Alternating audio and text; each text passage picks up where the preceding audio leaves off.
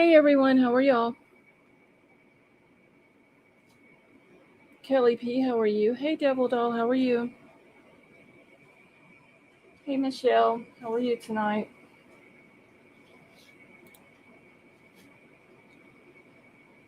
Sweet Melissa and Dreamcatcher, how are y'all?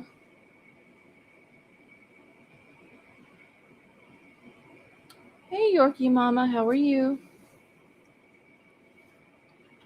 Libra Moon, you doing okay tonight?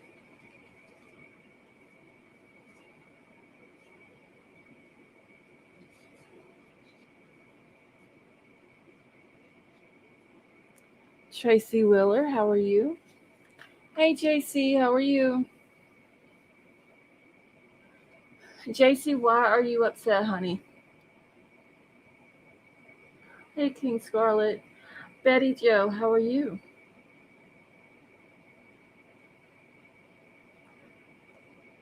Yorkie Mama, I am doing good, thank you. Madam Mom, how are you? Hey Tree Baby, how are you?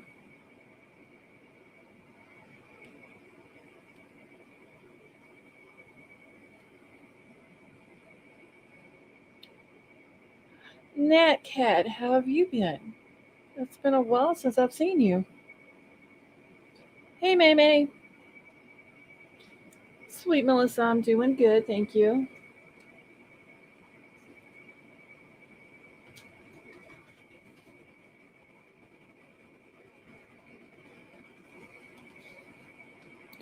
Alright.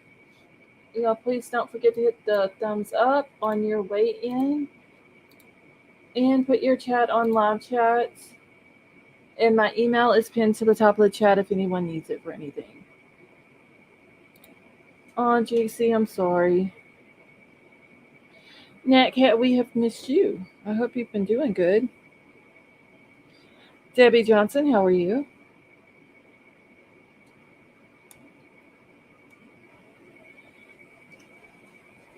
Sweet Melissa, I completely understand. I'm running like super late tonight. That's why I had to schedule it for a little bit later.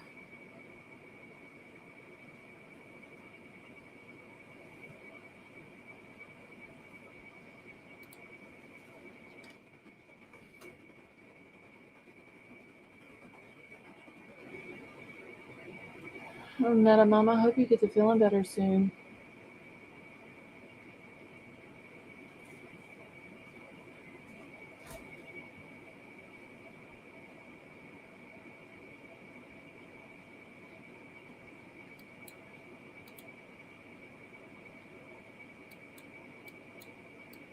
Okay, I'm trying to get this chat situated here.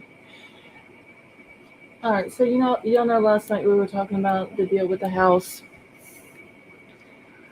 1122 King Road is supposed to be tore down on the 28th, starting at 7 a.m. Hey, Cool Gamer, how are you? And I read the thing that I believe was Christy Goncalves had posted a comment about it on the Goncalves family Facebook page. Well, now I'm assuming this must have been uh, their attorney that might have put this out because it says it's a statement on behalf of the Goncalves family, unless it was just one of them that put it out and just worded it like that.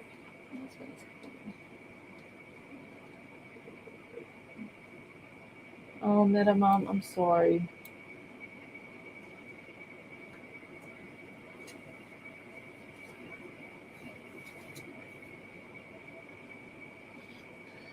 All right, so I'm gonna pull this up real quick, and then I'm gonna read it, and then I'm gonna open up the chat if anybody wants to, or the panel. I'm sorry if anybody wants to come up. Y'all are more than welcome to.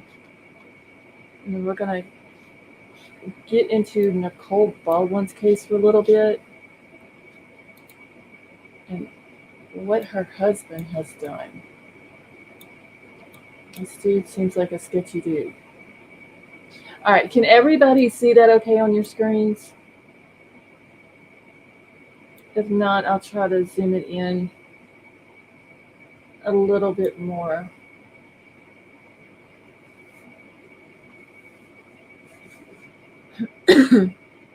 Okay, thank you, Dreamcatcher.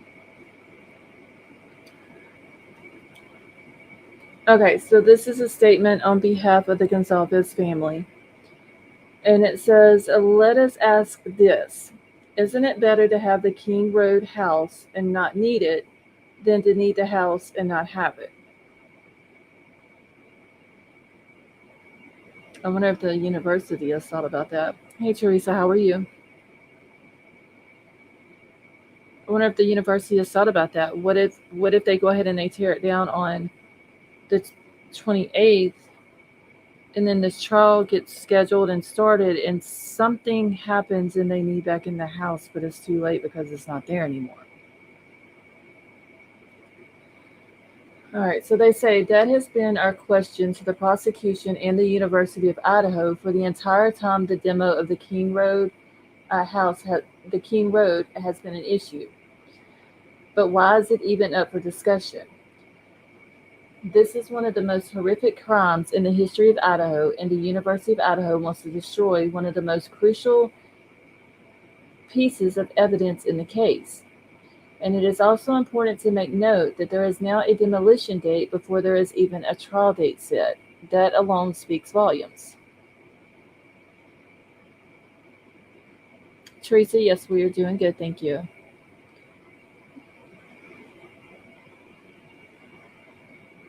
And maybe that could be possible. Like they could have both sides, state and defense could have both sides.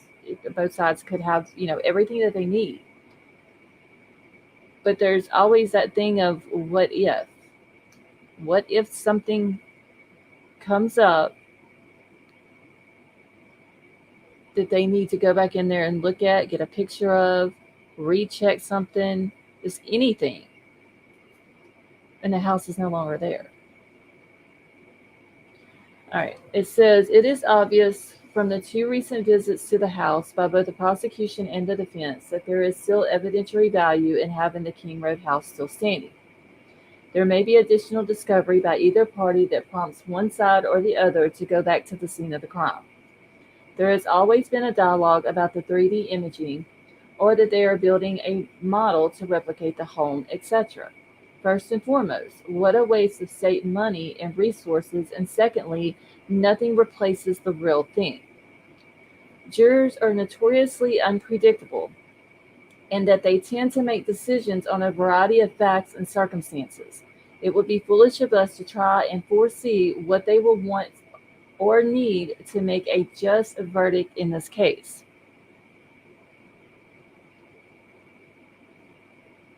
The family has stressed tirelessly to the prosecution and the University of Idaho the importance, evidentiary and emotionally, that the King Road house carries, but nobody seems to care enough. It's like screaming into a void. Nobody is listening, and everybody tells you how sorry they are for the decisions, but the family's opinion isn't a priority. Victims' families have a voice and should be heard and listened to. So it's like they don't even care about the families of the victims when their opinion, I think, holds a lot of weight. Okay, Braz, how are you? Okay, Braz, I think it's done that to a couple of people on multiple different channels. I've heard that issue happen.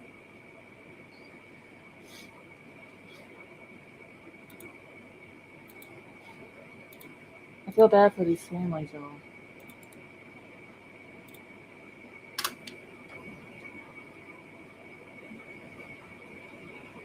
It's like they don't care. Like they're in such a hurry to get it done. They've given the state and the prosecution one last chance to go in there and get whatever it is that they need, and then it's gone. They don't care if there's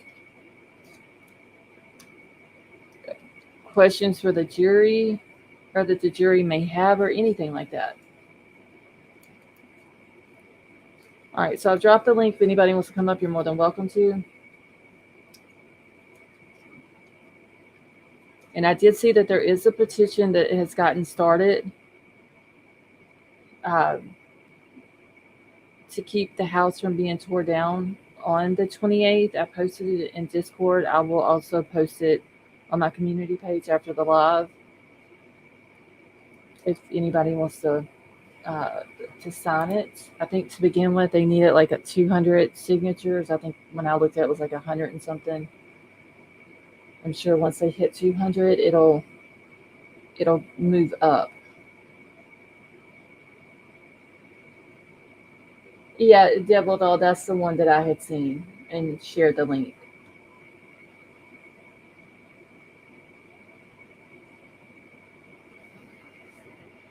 Let's see. And pictures can't duplicate the sound. Dreamcatcher, I completely agree. It's not you can't look at pictures and then tell how far something is from something else. For instance, Dylan's door. Looking at a picture or a model of a house is not going to tell you, and somebody telling you in feet or steps how far Dylan's room is from Kaylee and Maddie's.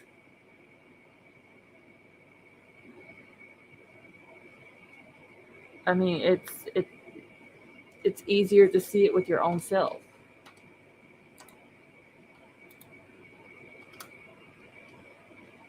I mean, they have Dylan saying all these things in the PCA. She heard stuff that she thought was Kaylee. She heard the dog barking. She thought Kaylee was playing with the dog. She hears something going on in Xana's room, crying. She hears a male voice saying, "It's okay, I'm going to help you." Dylan's room is kind of the focal point as far as the sound goes. Lauren, how are you? Hey, Kelly, how are you? Hey, how's it going? Going good. I am so glad it's Friday. Me too. I like your background. That's cute. Thank you. I gotta find some more for the rest of the month. Okay, I hear an echo. Let me close down Discord. Okay. I Do think. you have YouTube open? Nope. Okay. Mm-mm. No, I I have my got. YouTube open on my phone so I can chat. Okay. All right. Because well, if you close Discord, I don't hear it anymore. Okay. Unless Yeah. it's just one of those things. You know how it does sometimes. You'll hear it every now and then. Mm-hmm. Teresa, hopefully it works this time. I mean, he put out a petition last time. T Rose the one that came out with a petition the last time whenever they were talking about doing the house. And then, everybody signed it, and then they come out and said that they wasn't going to tear it down. They were going to wait till after, the trial started when they thought it was going to happen in October. But this time, like they've already got the company, the date, the time, the roads that are going to be blocked off, where the media can set up, where the media can park. Like they've got everything decided and planned out. So I don't know if the petition will work this time, but it's worth a shot. I mean, it's better to do that and try instead of sitting back and, you know what I'm saying? So maybe if they get enough signatures on it, they can take it to the judge. Because I've seen a couple of people on social media say, well, it ultimately comes down to what the University of Idaho, the president says, because the university owns a house. But technically, no, it's actually the judge, because the judge can come in and order the house to remain standing. And there's nothing that the university can do. It don't matter if they have 10 companies sitting out there waiting.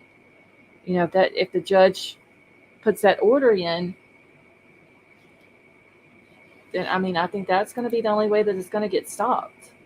So Yep. maybe this petition will work too, because you've got like the statement from the Goncalves family. They obviously don't want it down. They have a point. Is it better to not need the house but still have it, or need the house and not have it? Obviously, there's something that still holds evidentiary value in that house, or FBI wouldn't have went back in, and the defense wouldn't have went back in. That should Hey, tell them something. I think Tracy, how are you?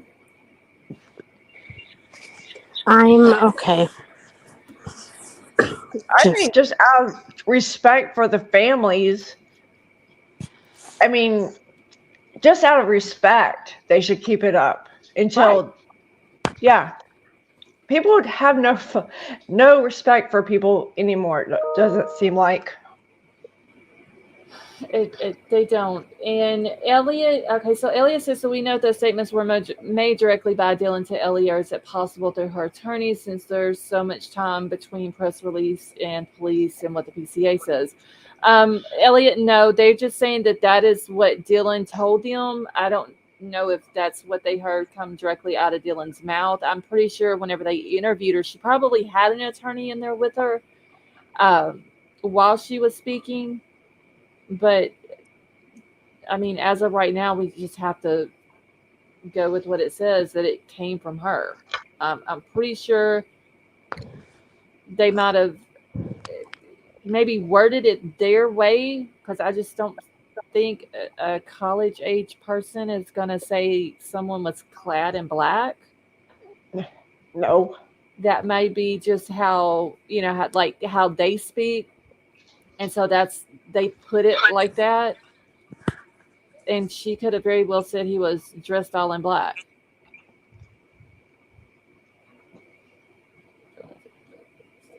Okay, so Devil Doll wants to know how many buildings or houses have been left standing till trial and are still standing. Why such a rush, uh, all for the money?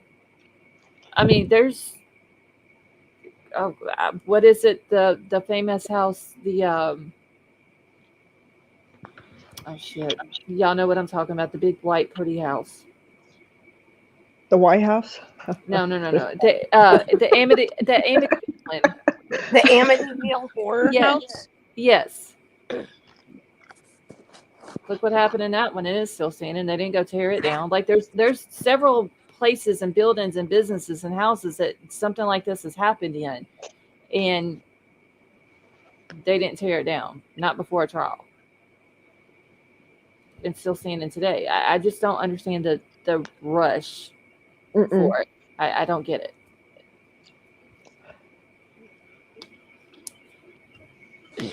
I wonder if they want to. I wonder if they want to rebuild something, or like tear it down and rebuild it, so that nobody, so that they can still rent it out and nobody will think of what happened that lives there. It's all Honestly, I mean, they could be wanting to tear it down to rebuild something to get some income coming in from that property. But let's Mm-hmm. be honest, this case is not just known in Idaho. It's not just known nationwide in the U.S. Like, this is a worldwide talked about case. There may be some people years down the line that may move into a house that's built there and not know what happened on that property. But that college being associated with it, there's always going to be that story of what happened to those four yeah. kids. Like, kids who are going there now, they get out of college, they get married, they have kids, their kids grow up, their kids is going to know the story because they're going to hear the parents talking about it, Right. and they're going to talk about it when they go, if they go to that college. That's never ever going to quiet Not be completely down. talked about. No, it's Right. not. And if they build a memorial, people is going to want to know what happened. Why is this memorial here for those four kids? What happened to them? And when you say, okay, well, it happened in an all-campus house, and the story is told of what happened, then they're going to want to know, oh, well, Where's where the was off-campus house? house? Right, where was it at? And it's so that property that college and what happened to these 4 kids, it's always going to be there. So tearing the house down is not going to take that away. Right. It's not. Hey, Philly, how are you? But okay, here's another thing that I just now thought about. Mm-hmm. Could it be? Hold on, let me. Oh my gosh, I gotta resituate myself sometimes.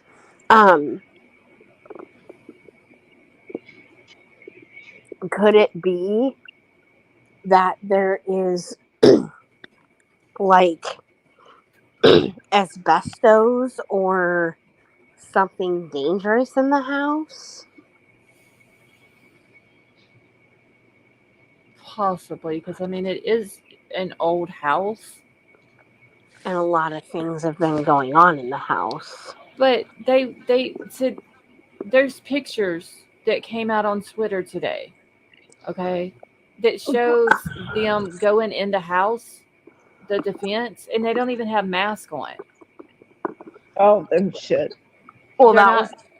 that was my question. Is like, is there Yeah, something contaminating in it? But if they didn't even have masks on, but what? unless I mean, But when they even was if it is, what's the hurt of letting it stand? if you have it boarded up and you have it fenced off and you put cameras up like we were talking about last night so you don't have to continuously pay for security to sit outside, I Yeah. don't see a problem. Mm-mm. But what if it's? I wonder if it's because it's um deemed uninhabitable.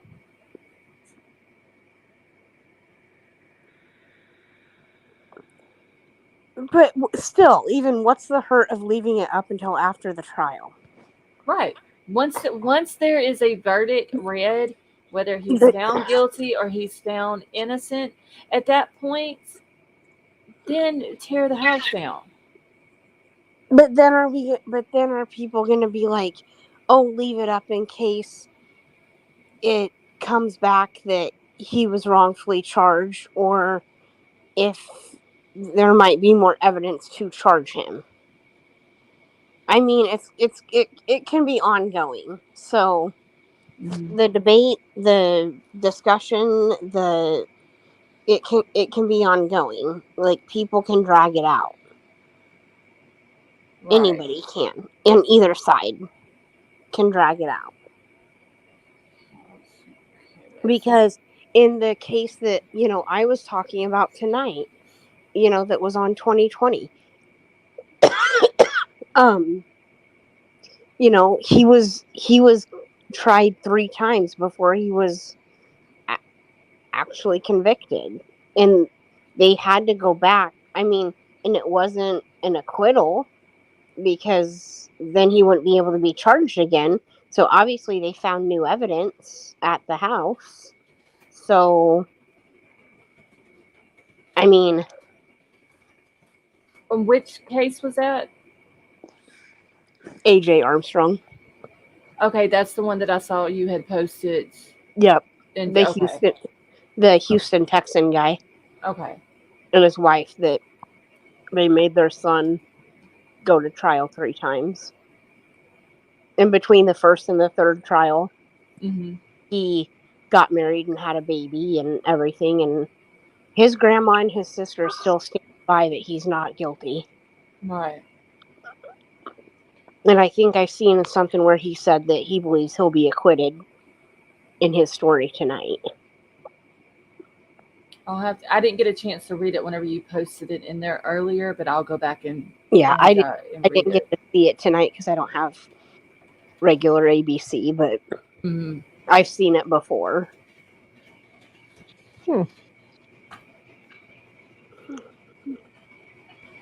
Yeah, they shouldn't tear it down. Just out of the respect, not nothing about anything else. Just the respect for the family. Right. Well, in Brian's defense too, I mean, Wait, we lost you again, JC. am I here? Yeah, you are now. Okay. In Brian's defense, too, they should keep it up. Yeah. I mean, I even said that last night. If you're trying, okay, so it's not good for either side to tear it down. Mm-mm. Mm-mm. You know, they're trying to prove the state is that he went in and did this to these kids. What if there's something that that state needs in order to prove it? Hey, HT, how are you? In order to prove it and get that conviction, but it's also not good for the defense because what if they can go in and prove, hey, he's never been in this house before. Look how the layout is. It's a very wonky type layout for a house. Um, he couldn't maneuver that quick in this house on two different floors in that length of time. So really, it's not good for either side, Anybody. honestly.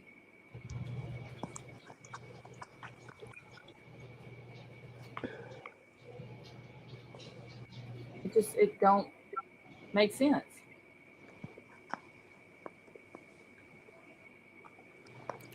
Nope. My dogs are driving me crazy. I guess the whole thing that makes me upset is this chain of command. It seems like, I think, the U of I, they should be, I mean, they are the owners of the house, I get it, but if Mm-hmm. law enforcement or state police or whoever needs it for something, then they need to step up to the U of I and say, and get an order for it. You know what I mean? Well, it just Mm-hmm. seems like the university would go to him and be like, "Look, okay, we're just in case, you Yeah. know, we're gonna leave it up. Once this trial is over with, then we'll go do through the process of what needs to be done in order to get it torn down." But they're just it's like they came But they out and just went to but they planning went everything, and they they're went not.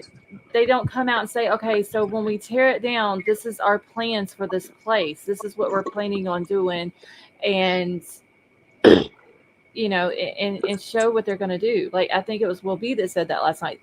They haven't even done that. and it was just done behind everyone's back Right. is the fishy part.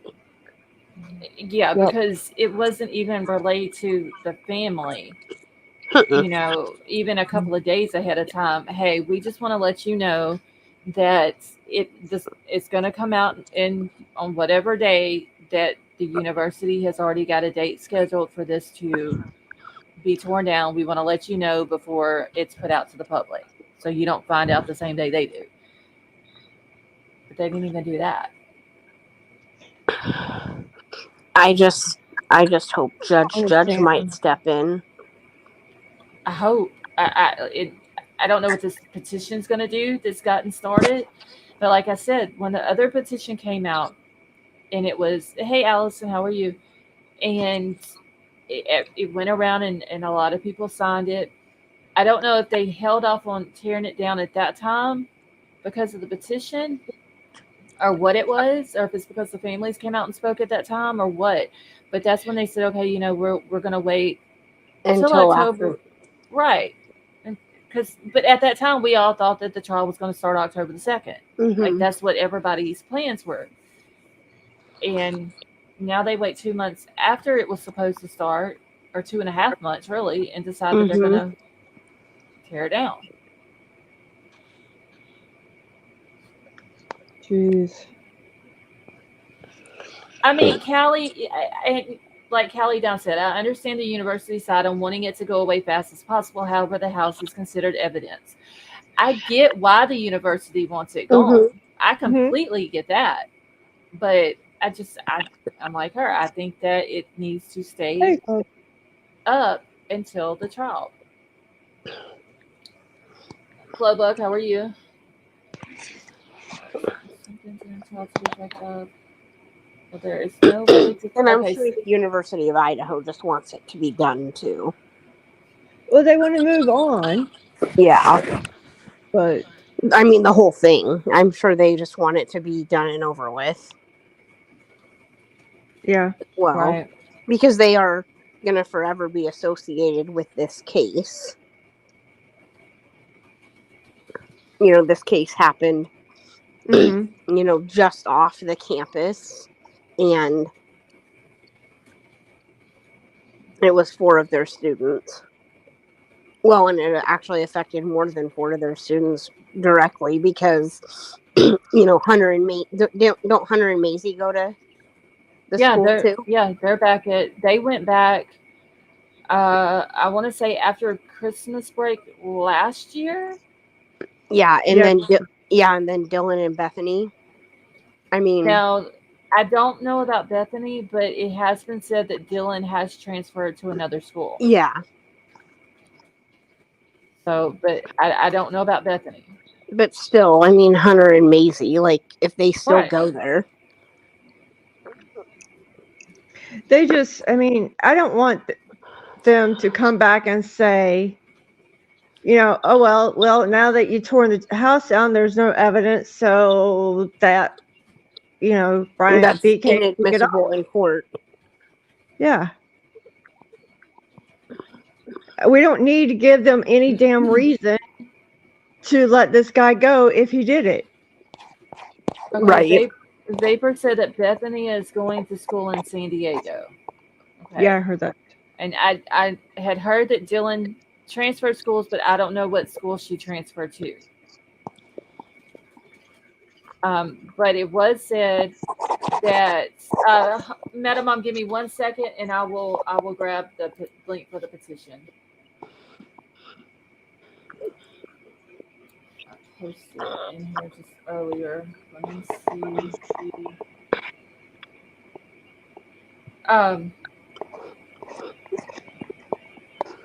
Shit, I forgot what I was talking about now. About the house.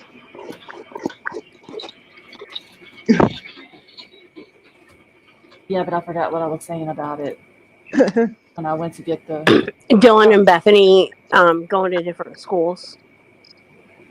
Yeah, I had heard, but I don't know which one it Dylan is going to. Yeah, but I mean, even people were having a fit over that. I mean, I know. It's not. Hello. I heard that Bethany just got engaged as well. Yeah, she did. That was a couple of months ago. A while ago. Yes. Wasn't that a while ago? Yeah, 2-3 months. Mm-hmm. Oh, I thought it was longer than that. Maybe. I could be wrong. 4 months ago. I could be wrong. It might have been over. No, I want to say maybe like the end of summer.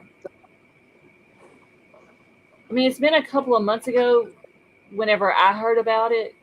Mm-hmm. And like people were posting the pictures all over social media and all that. But it wasn't like a super long time ago. Yeah. See, I'm guessing Dylan is at Boise State. That is where those Halloween pictures surface. Yeah, because I think, lives in Boise or close to Boise, so that would make sense. Truth Seeker, how are you?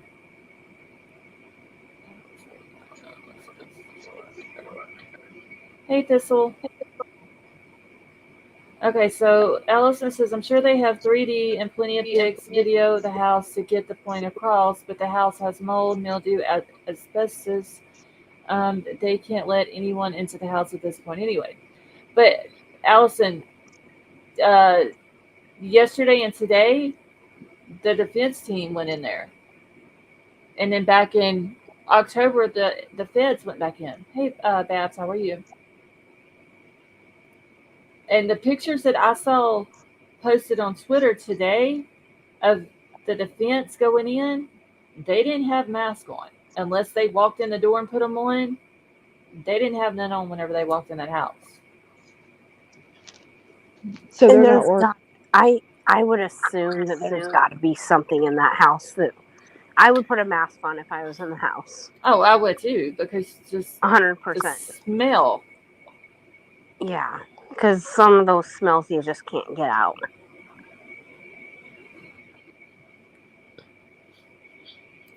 So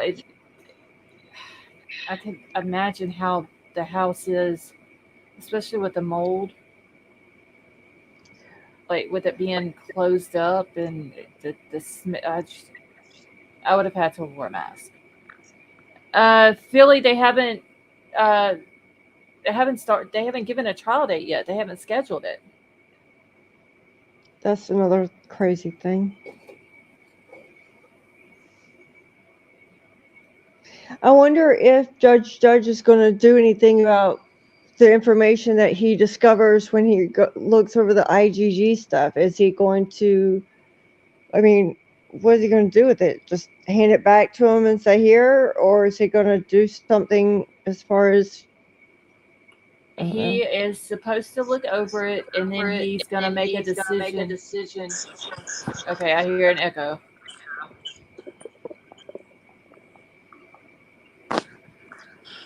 Wait, Scarlet Philly wanted link for panel. Oh, I'm sorry. Okay, hold on. Let me grab the link. Anyway, so he's supposed to look over the IgG stuff and then he's going to make a decision whether or not he's going to let the defense have any of the IgG stuff or all of it or none of it at all. Interesting. So basically, if it's going to be admissible in court. Well, the way he had said it, and I don't have that article where it was said, but even though it's not relevant to the case, he says that Brian Kohlberger still has, I forgot exactly how he put it. Basically, even though it's irrelevant, he still should be allowed to see it. And that's not verbatim, but Right. Basically, the gist. Yeah, was kind of how he put it.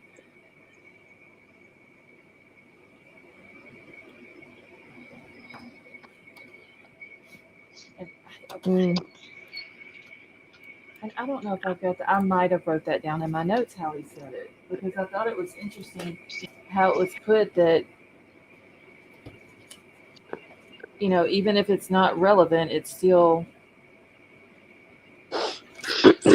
he should still be allowed to look at it. But I'm also it's probably I would think going to take him, on top of all of his other workload that he has.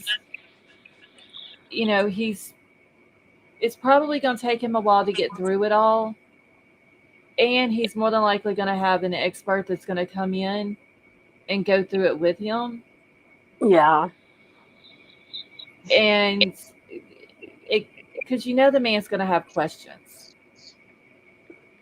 Oh, yeah. He should anyway. Right. About, what does this mean? What does this be like? And he'll have an expert in there.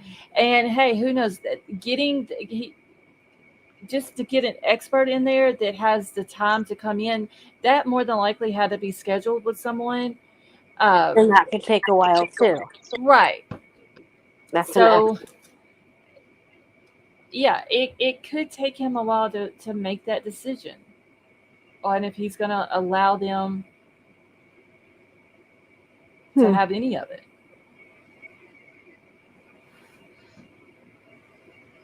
I don't know.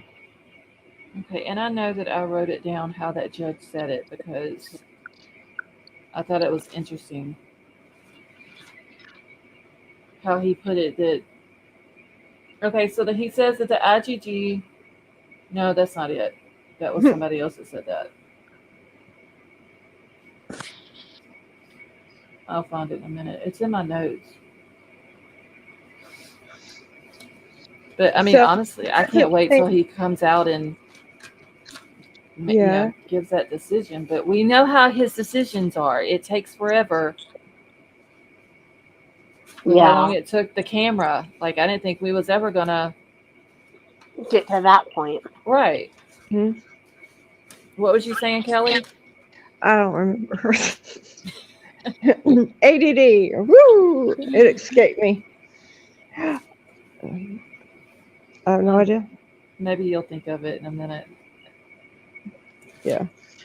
Probably about 2:00 in the morning. I'll be I know what I was going to say. Well, if you think of it then, just, and I'm not live, just put it in Discord. Yeah, there you go. I just wonder if what he's going to base what Judge is going to base it on. Is it going to base it on whether or not the defense gets it based on if it's if it's If it's relevant, um, I don't know what he's relevant gonna. to them. Yeah, I just who knows. All right, Philly, is that you coming up? Because it shows your name, but it has a different, like a background on it. Is that you, or is that someone else coming up under your name?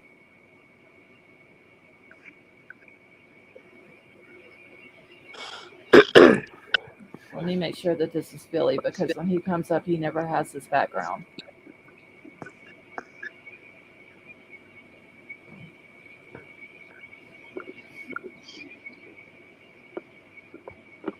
Huh. I'll wait for him to answer. All right, Philly, if you can, just put it in the chat if that's you in my backstage, please. Philly Maniac Vapor. He asked for a link earlier, but he's in backstage right now, and he never has this background. It's like a full, like a green screen, and he never has that.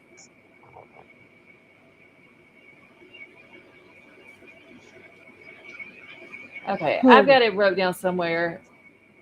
I wrote it down because I thought that it was interesting how the judge had said it. Mm-hmm. It's me, sorry. Okay, hold on. Just to be on the safe side. Y'all, 1 second. All right, Philly, is that you? Hey, I promise it's me. Okay, it's you. I know your voice. I just want to make sure because you never have that green screen. I know. So I was playing around with so I was toying around with starting a live channel. Uh, So um, it gives you like three backgrounds to choose from, and I was like, well, that looks like I'm in Colorado getting ready to ski. So I'm sorry. Yeah. no, no, you're good. I have my little thing ready to pull up the wall or whatever, but I know your voice, so you're good. All right. Cool. So, how are you? Good. So and I want to hang long, but I was just wondering what. So is the Koberger case? Is the trial actually going to start like next year? Nobody knows.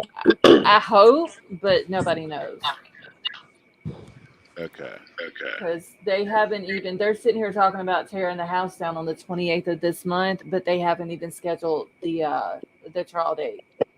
Yeah, I heard you guys talking about the tearing down the house. So who who wants to tear down the house? Like, why are they doing that? The university.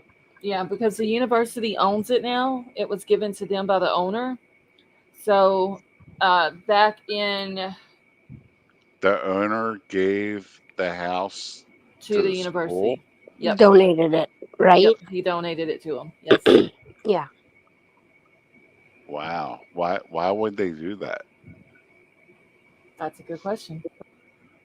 I've never Like you seen or literally heard. just gave up your house and donated it and got like a $50,000 write off for that house. Possibly. I mean, Wow. I never have heard a reason.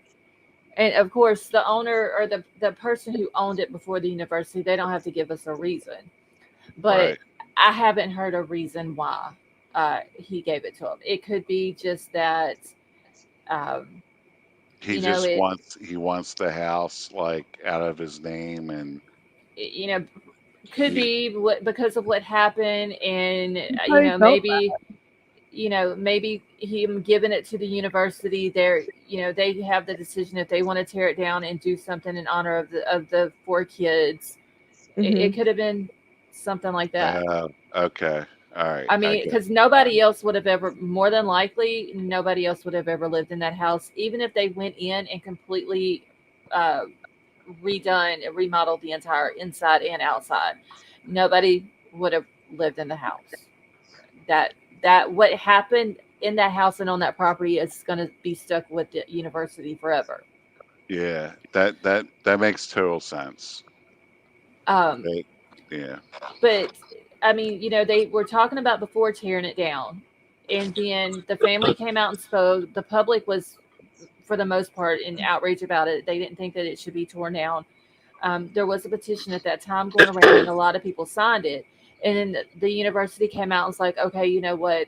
The trial is supposed to start October the 2nd. We're going to hold off on the demolition until after the trial. And even I forgot, one of the journalists had asked them, okay, so what happens if this trial ends up getting pushed back? Because at that time, we all thought that it was going to start October the 2nd.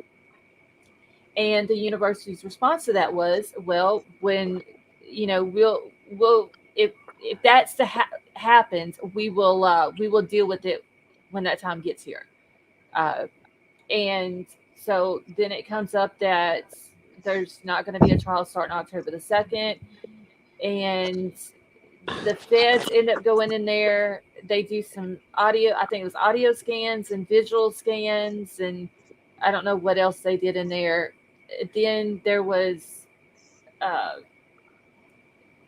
some arrangements made last month for the defense to go in December because they wanted to get some measurements, some photographs, and possible drone footage of the house. And now all of a sudden, once they went in yesterday and today, now they've already literally got the company that's going to demo the house, the date, the time, the streets is going to be blocked off, and where the media can stage and where the media can park. Like everything is completely planned out. So now, when this came out yesterday of It was the a date and bombshell. time, right? Mhm. There's now another petition out to try to stop the demo. I mean, the family, Kaylee Gonzalez's family, they put out I guess it was her mama put out a statement yesterday, how she basically just she broke down at work and cried all day, Poor and thing. Man. it's and they found out the way she was talking and the things that she said in her post yesterday. They found out yesterday about the house. Okay, when they very With well could everybody else. have, right. But this has been in the planning of this has been in the works for a while, because there's no way in just a day or so you can plan all of that out. They should have went to the families already and said, this is what we're planning on doing. We wanted to let you know before it got out to the public and out to the media. We want y'all to know before the public does, so you're not like Bombshell. shocked, right, when it comes out. There Like goes that lack of respect. Exactly.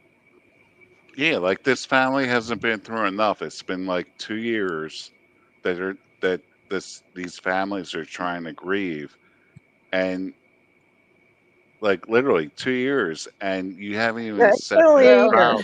trial. it's been 13 months. Uh, Yeah. I'm sorry. No, you're good. Yeah, it was 13 months day before And just yesterday. and just think, if they would have gone to trial on October the 2nd, it would be over by now. Yeah. Well, and that's what I was just thinking about. I wonder if the um, U of I was just waiting for this specific day because they knew that the trial would be over about this specific day, That's true. right? Yeah. That's true. And and then they said, well, how they said, well, what if it doesn't happen in October? Well, we'll cross that bridge when we get there. Well, here it is. Right. Trial should be over. And now, boom. Well, yeah. They need to reschedule. Yeah. So So what keeps pushing the trial date back? Is it Little Liar, Ann Taylor? Well, Yeah. okay, so when it was aka. when it was supposed to start on October the 2nd. So that's, like I said, we were all prepared for it, and Here she goes. he waives his rights to a speedy trial. So when he does that, it Okay. eliminates the October 2nd trial date.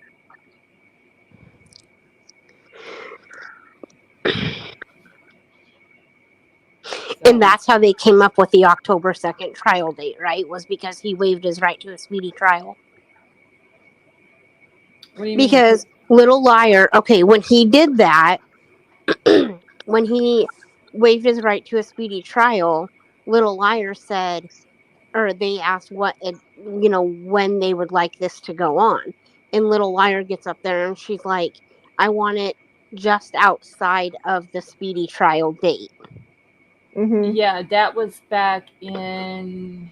The original was June, right? Or Yeah, August. June. When did she say that though? June, and then August, and then October. But the speedy trial, I think when she came out and said, I want it set just outside the date, was when the June thing was set. Yeah, that Or sounds was June about. was June supposed to be the prelim? When was the prelim? Damn it! I had everything wrote down on That ended up my not calendar.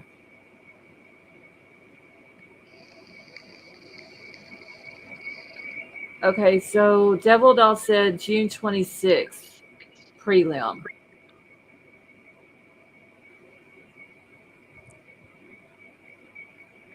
So And she wanted it set just outside of that. Which, I mean, why does she think she's entitled to do that? Well, that's what she was asking for it. Hold on, I'm writing June 26th down. I believe so, yes. October 2nd. Yeah, that was just the date that she had asked for whenever they were scheduling the trial to begin with. And I'm writing this down because I know I have these dates in my notes. They're just in other notebooks.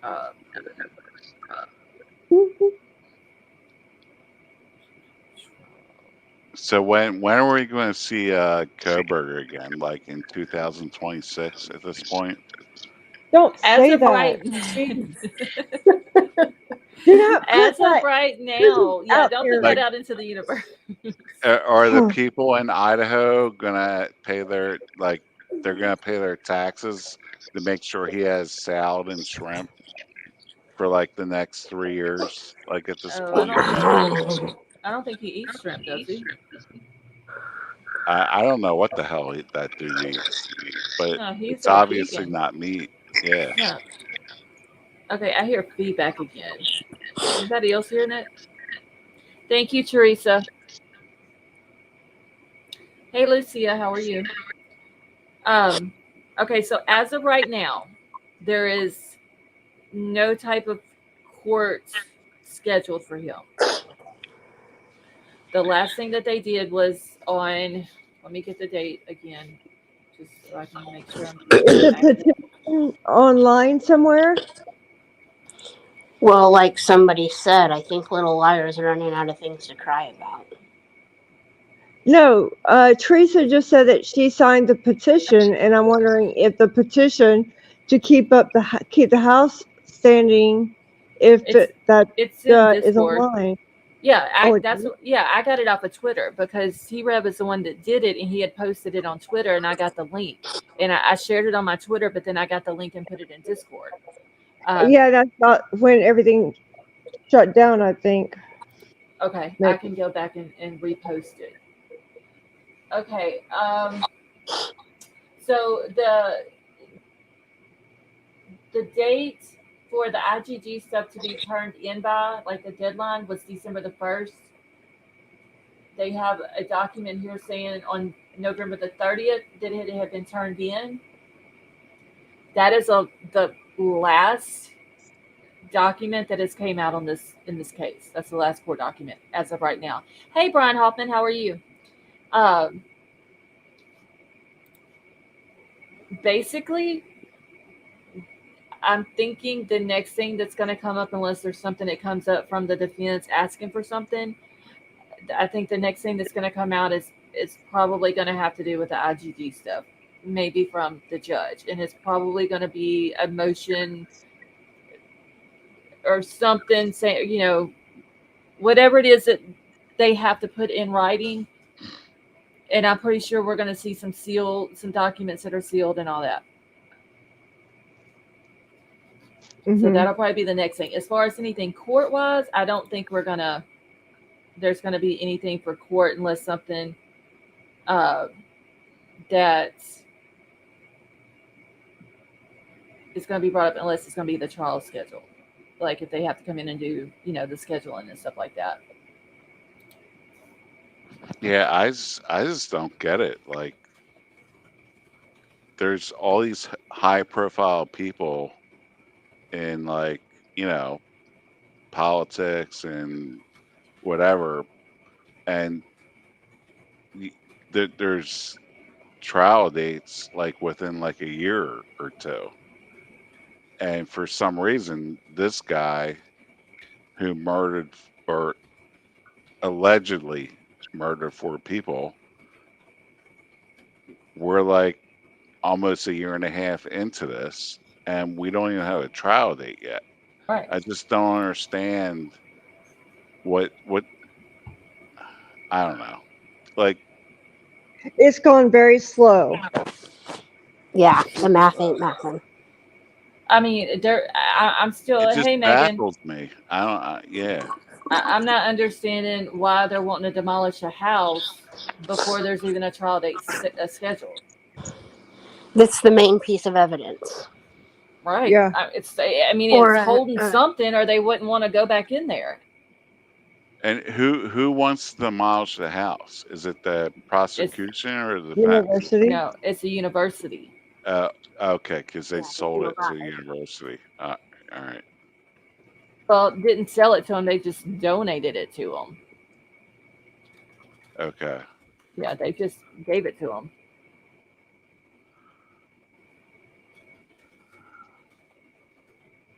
This case is messed up, man. Yeah, nothing makes sense. Callie was asking if they ever said why they went back into the house. The feds went in and they did.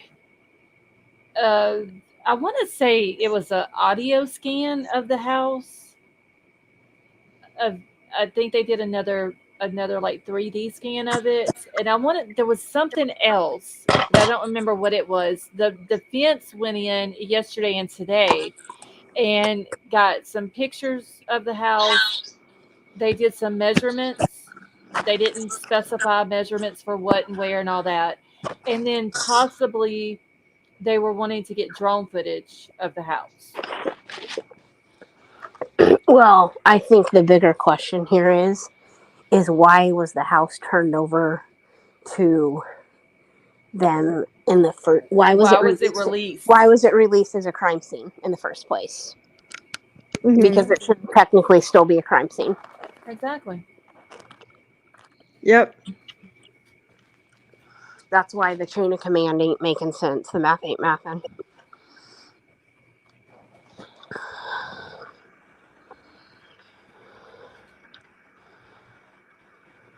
Yeah. Just bizarre. Yeah. Nothing about this case makes Is honestly there? A any lot of sense. sense. I'm just curious. Is there any interviews with Koberger? Like, has he talked to anybody I don't since he's think been in he can. jail? Can he? Maybe his Can family, but that's it. I wonder if there's any jailhouse calls, because those are not private; those are public. If he's talking to his family, Yeah. Is he talking to anybody? he might not be. He's got to talk to Ann Taylor, Little Liar. Yeah, he would have to talk to his attorneys. But there's a gag order, so Then it wouldn't be released then. I think all Ann Taylor cares about is like, yo, I'm hot. Like, I'm getting dates. Like, I don't think that girl cares about anything else besides that. Mm-hmm.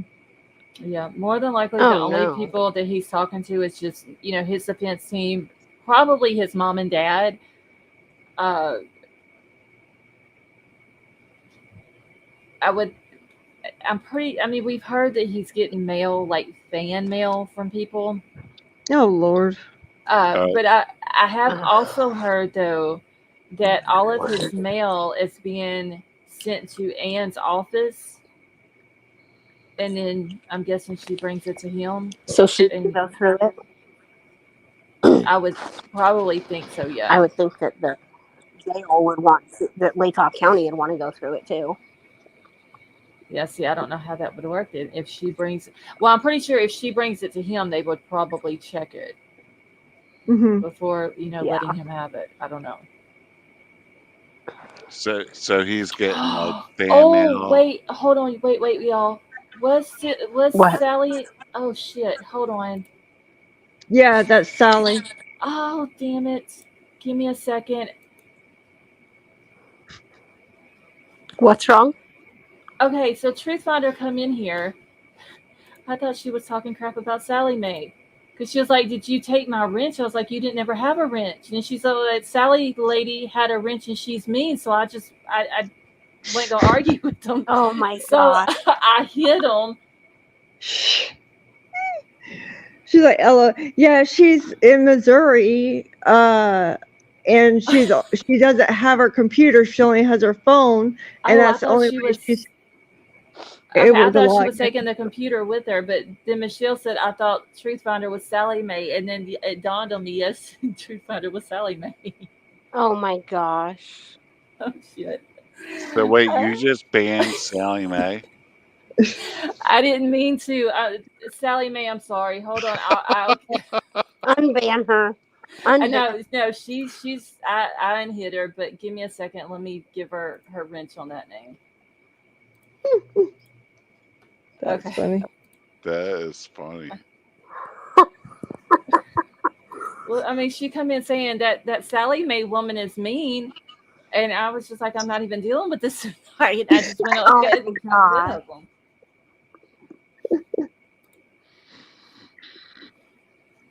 How funny. She's like, I love you.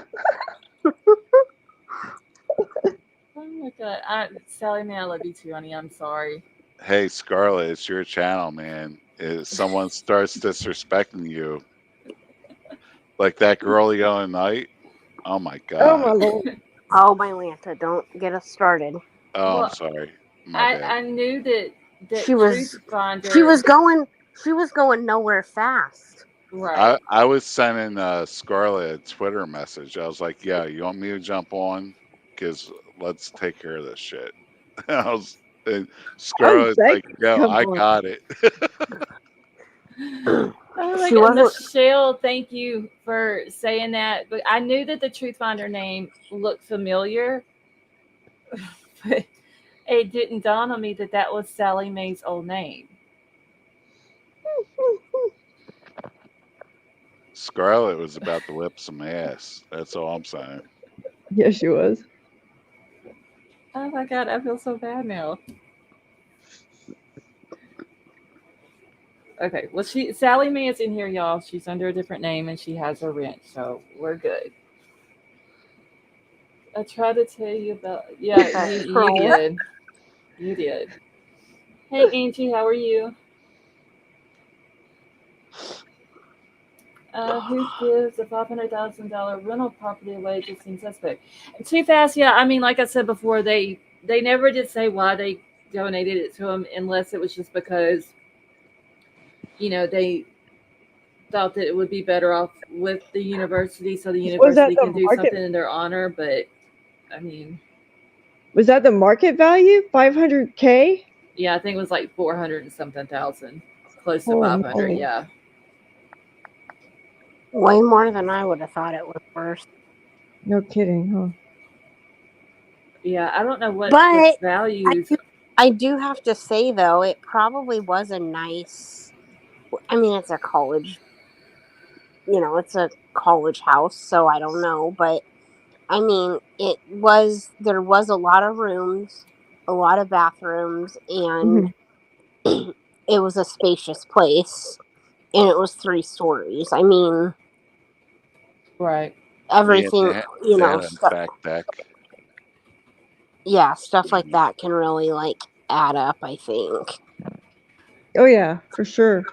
Yeah, on I know top of it the fact, breaks because yeah. if you've watched enough real estate TV shows, Yeah. it's location, location, location. Mhm. Mhm. It's literally right across the street from the university. Avery, thank you so much for being a And member for 6 months. also beds, baths, Hmm.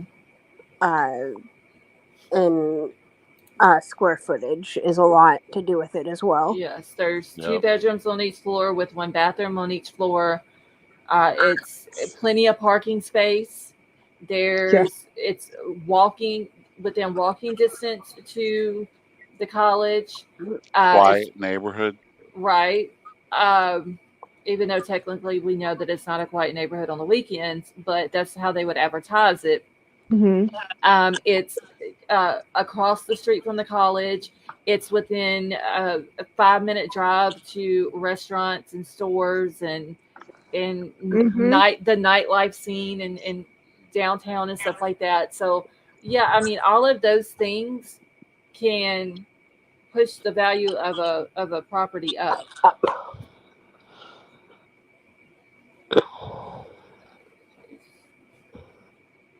So real I quick, mean, I'm sorry. Excuse me. I was just gonna say it had the decks too, and the Yeah, porches, and Mhm. a lot of things can go into the value of a house. right. So Hey, real crime quick, solver. I'm gonna jump off in a sec, but and I'm sorry if you already answered this, but so the owner donated the house to the university. You said Hmm. right. Yes. So what does the owner get out of that transaction? Anything? Like, did they get like 25% of the value of the house, or they, It or was they just just a donation. They just donated the house. they're literally like, we don't Tax care write what off. tax. Okay, Yeah. and then the university gets it, and they say, all right, we're going to destroy the house, and I that's mean, it. honestly, the university can tear the house down, rebuild something, rent it out to college students, and they're making money off of it. Yeah, you're right. Okay. I thought they were gonna put some type of memorial or something there. Like I said last night, they said that they were going to do a memorial for the kids, but they've also said that that memorial was going to be on the On campus campus, yeah. because they were supposed to, them and some of the students were going to get together and pick out a place and how they were going to do the memorial and all that. But that I haven't heard anything else about it. Nope. Like it's been 13 months. 2 days ago was 13 months. Yeah. There's, from what I understand, I mean, there's no memorial because I think if they would have already built one, it would have been on their website, Mm. showing it off that they did it. Yeah, that is strange. They haven't started building one No, yet. and I would also think, Yeah. being that Hunter and Maisie, Ethan's, the two triplets or whatever. I would think with them being there, they would have known if they have already built something, and there would be pictures from the families being put, especially Mhm. the Goncalves family. I mean, they have a Facebook page, and they would have known about it and took pictures of it and put it up for everyone to see. Yeah. Yep. Okay, so Avery said, I read last night that the memorial garden will be built in place of the house. So is that the tulip gardens, Avery, that they're supposed to build? Well, guys, I'm going to drop down, but thanks for letting me join. I Oh, you're appreciate it. welcome. Thanks for coming up. Always, Good always, night. always good time talking to you guys. But All right, you too. Have a good night. all right, good night, guys. All right, have a good night. Okay, and I cannot post the link to the petition in the thing because it's too long. Oh, But okay. I will. Kelly, I did post it in Discord, but I'm gonna go back and post it again, and then that way you'll be able to find it. Perfect. Let me do that real quick while I've got that. Oh wait, that's not it. I was gonna do it while I have it on my mind, so I don't Like forget. that. If I don't do it right then, I will forget later. Okay, so here's the link for the petition. And then I'm going to go post it on my community page while I'm live. That way, if anybody wants to go check it out, T-Rev is the one who did it.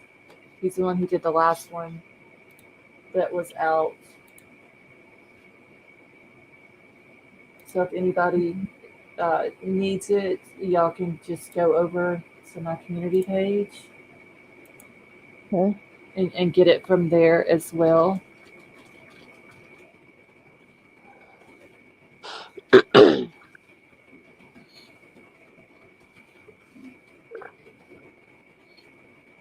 Yeah, Brian Hoffman says, but the way they did this is pure sneaky. Mm-hmm. They did. Yep. Yeah, like I say, like they completely went behind everyone's back. Okay. All right. So I just posted the link also on my community page. Okay. Okay, yeah, MetaMom, I just posted it. It's on my community page now. That way, if anybody wants to go there and grab it, I would have posted it in here, but they only allow us like so many characters, and it was past the 200. So,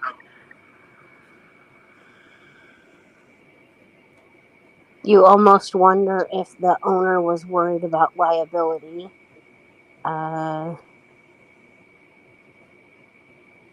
yeah, That's possible. Okay, so ask your question. Ask your. Okay, so you're tearing the house down for out of sight, out of mind, but then put a memorial there. Yeah, that don't make sense. Make the math. that's what I'm saying. Okay, so y'all remember it was talked about the girl that went to school there at U of I, and she was dating a professor there, and he ended up unaliving her and then himself. uh, they have a memorial bench for her there on the campus. And so that was what the whole memorial thing was going to be, was that they were going to do it on the campus and in Hmm. the name of Maddie and Kaylee and Xana and Ethan. And then, like I said, the tulip farm where Ethan worked, he worked there during the summertime. And they had the Ethan Smiles tulips and the Forever Sisters tulips, and they were going to go in and do the garden. And that was my understanding what they were going to do. And I'm pretty sure the school would have, put maybe some benches or something like that up for them as well. But I ain't heard nothing else about it. Philip Bray says, "Did you hear the News Nation and Steve G interview that came out? Steve's last statement is very interesting." No, I will go get the. I'll go get the link to it. I'm not gonna play it just because there's been some issues with people playing stuff on here. Oh yeah, I'll have to Um, watch it. but I will go grab the link from News Nation and post it in the chat. That way, anybody wants to go watch it. Give me just 1 second. King Scarlet News says, "I don't think they realize how big this case is, or maybe they do when they want it and they want it to go away." Yep. Absolutely. All right, y'all. Here's the link to it right here. If anybody wants to go watch the News Nation, uh, When was that? it was 2 hours ago. Is when they Oh, posted. So too. Yeah, very recently. it's the title of it is Idaho victim's dad. Why is the evidence being destroyed before trial date? I mean, it's not just the public that has these same questions; it's the families that have the same questions. Yep. And they're just—it's like they're not even taking into consideration what the family what they have to say about it. No, they don't have to go by what the family says. If the family was walking in and say, okay, you know what, don't tear the house down. They don't have to go with that. But it's just the point of listening to what the families are saying, not just kind of like blowing them off. Yeah, King Scarlet, it was posted 2 hours ago on their YouTube channel.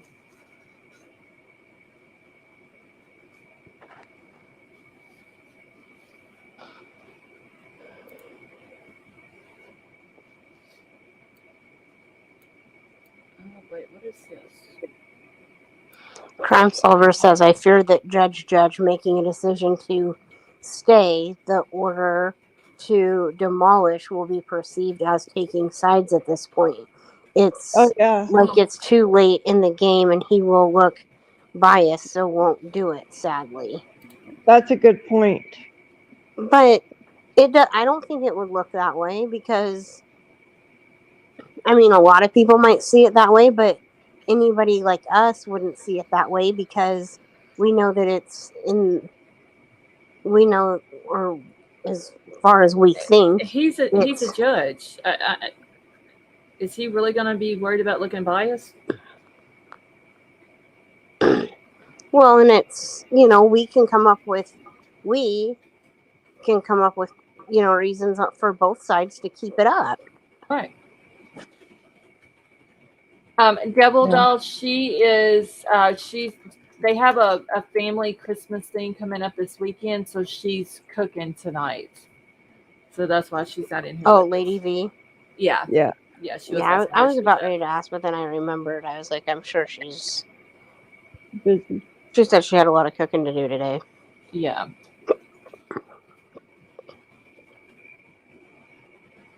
Okay, so Gonzalez's don't want it torn down. Our mom doesn't and dad does. No, May, neither one of them.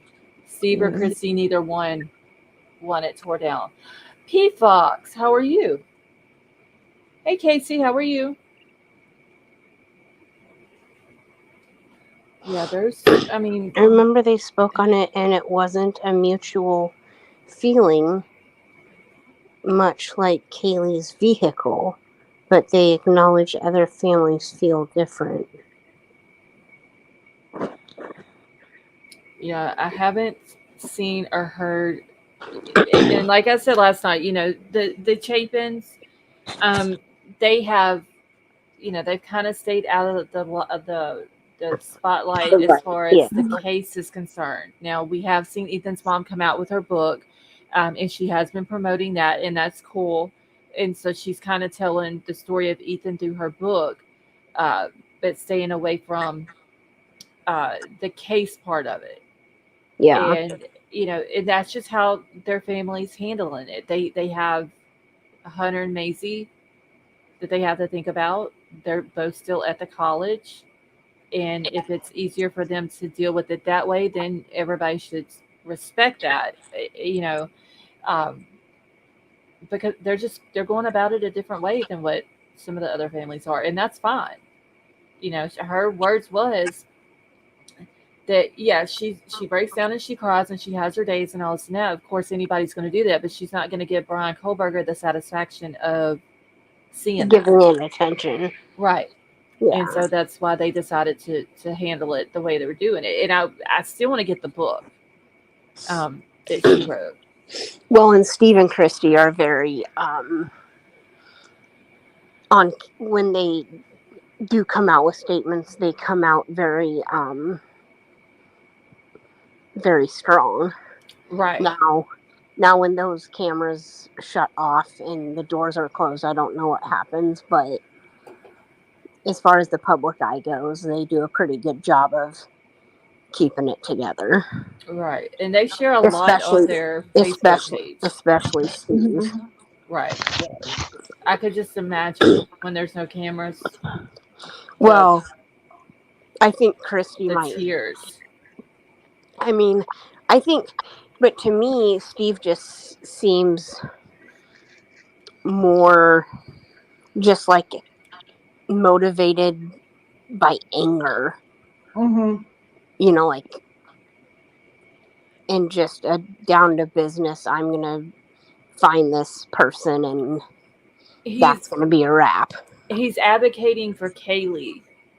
Yeah, but and also gonna possibly grieve later when yeah, you know. and while doing so, also subconsciously advocating for everyone else. True. Because I mean, they've done interviews, but I've also heard them make statements, and it's not always about just Kaylee or just Kaylee and Maddie. It's about all four. All four of them, yeah. Yeah, it's not just hey. Because Maddie was like one of theirs too. I mean, right. But I've never heard it though, of being okay. Well, there was 4 victims, but this was our daughter and this was her best friend, so we're advocating for just them two or just Kaylee. It's never been like that with them. It's always been about the 4, all 4 of them. Yeah, and it should be. So they're advocating for all 4 of them. They want justice for all 4 of them, and all of the family members, all the parents. Yeah. So they're just the most front line and center and outspoken ones. Right. Because I mean, some people did Ben speak on was it Dateline or whatever they did? I think. Didn't he do an interview on November, the 1 year date? I don't want to call it a 1 year anniversary. The 1 year date. Yeah, I feel like anniversary is like something that you celebrate, where this, is not. Yeah, I feel weird saying the word celebrate. Like, and if somebody calls it that, that's fine. I'm not. It's just that's just me saying that. But I want to say that he had done an interview. And I watched a little bit of it. I can't remember who it was with, but he had went to a restaurant and was talking to the guy and said that that's where him and Maddie went a lot, and that was the last place that they had went out to eat together. And he had pointed and showed like where the table was and all that they had sat at and everything. Now, whenever it showed it on the camera, the table wasn't there, but there was, like some chairs there. But he was like, yeah, that was the table. The table was right there. That's where we sit at. This was the last place that me and her had ever went and ate together at. I want to say it was on or about November the 13th of this year. But don't quote me on that. But I want to say that that's the reason why it was that interview was done, was for that 1 year date. Devil Doll says she saw it. Okay. Yes, thank you, Michelle. If y'all have not hit the thumbs up, please do so. And I do know that Stacy, I think they said that Stacy was at CrimeCon. Yes, she was. And I missed it. Yeah, she was there. Didn't she do? I think she did a session. Panel. Yeah. Yeah, she did. She did a speech. And then I also heard that she got upset also, that someone else was talking about the case, and she kind of got upset over maybe some of the things that they were saying. But I don't know who it was. I mean, because whenever you have like CrimeCon, they're not going to announce all the people who were there. But yeah, she was there. I do believe she might have been promoting her book. But I think she did a panel with someone and was talking about.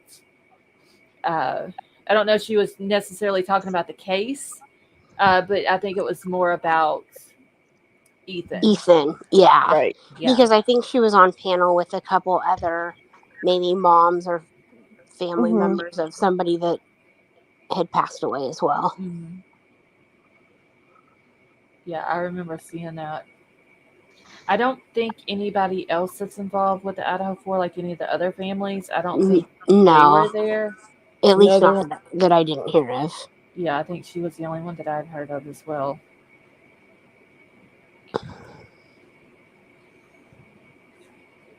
Yeah, I was trying to keep up. Uh, Allison, why would you get kicked out?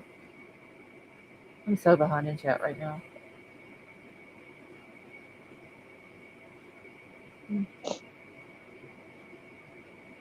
It's got cold here in California. Believe it or not. It's actually 60 degrees here. I'm jealous. It's been raining here all day, I think. Oh, yeah, it just started here tonight. It's supposed to go all night into the morning. Yeah, and my car's not starting. Oh, And I'm good to hear supposed, that. yeah, So and I'm what supposed. happened? So did they fix your car? No, I'm supposed to take it in the 19th, Good Lord. Tuesday. Hold on. I'm gonna be. I told my cousin tonight I'm gonna be rolling up to Christmas in a rental car, anyways. After all, Well, it's a good thing they're giving you a rental car. I mean, at least I'm getting a rental car. But after today, I just got upset. Like, finally, I just think I had my breaking point. Mm-hmm. And I just got really upset, and now I'm just kind of livid, and I don't know how safe I feel in my own car anymore. Mm, that's gotta be rough.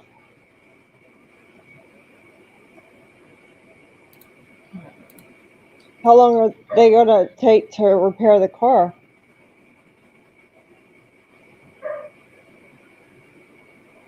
Did we lose her again? No, I'm just muted. I was Oh, muted. okay. Okay. But I don't know, but I guess I didn't really think about that because I hope that it's done by the 23rd when I go home, but I don't know if it will be, and that's when they'll have to give me a rental car. But they do pay for a rental car up to $50 a day for 30 days. Oh, that's good. So, and I told my family that, and they're like, well, put the miles on that car and save the miles on your car. I'm like, yeah, that's one way of looking at it. True. Is Betty Jo still in here? I'm not sure.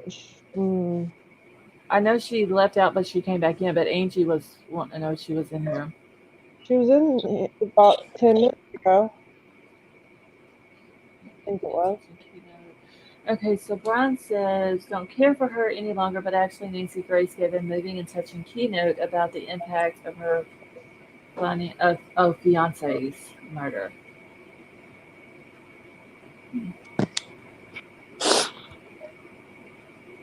Angie, you're very welcome.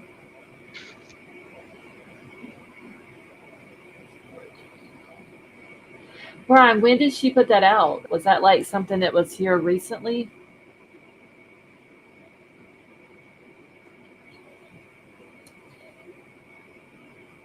I used to, I used to watch a lot of Nancy Grace. I don't watch too much of her. Hey Richie, how are you feeling? I don't watch her too much here. Like during the Natalie Holloway case, I watched her a good bit. Oh, she did it at CrimeCon. Okay, thank you, Libra Moon.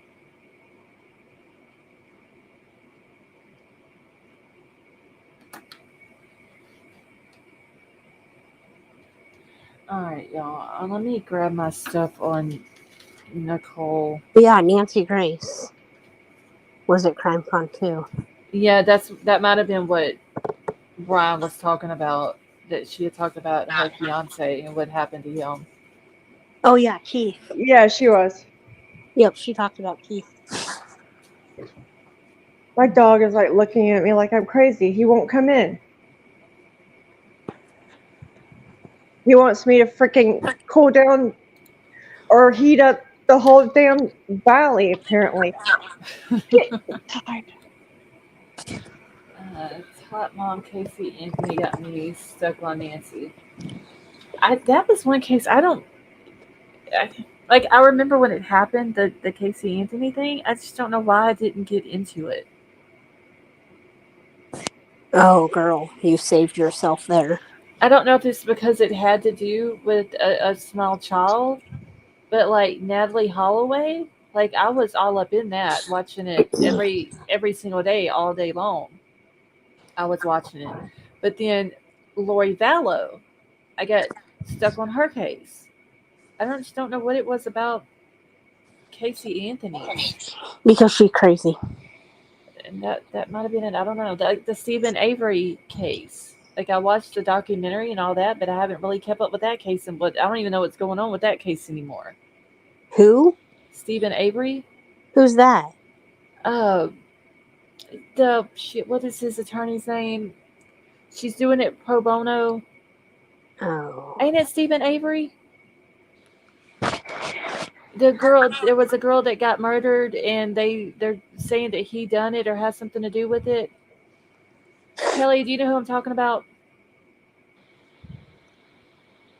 Oh, Kelly's muted. She's not here with us right now. Oh, sorry. I was. Kelly, we have a question. Isn't it Yeah. It's the Stephen Avery case, right? You know who I'm talking about? No. I just started doing true crime when Murdoch. So I don't. Yeah, hold on. Did I post? Teresa, yes, ma'am. I posted it. It is on my. It's on my community page right now. Okay. See, yeah, Michelle knows the Stephen Avery case. Kathleen Zellner, thank you, Pink Burst. She took his case pro bono, and she is trying to prove that he had nothing to do with it, and he's not the one that did it. And it was like they had like a big documentary. I think it was like a 2 or 3 part thing. And all that, and like I watched all that, but other than that, I didn't really keep up with it. I don't even know what's going on with it now. How old is it? Oh God, let me hold on. More than 5 years? Less than 5 years? More than 5, I would say.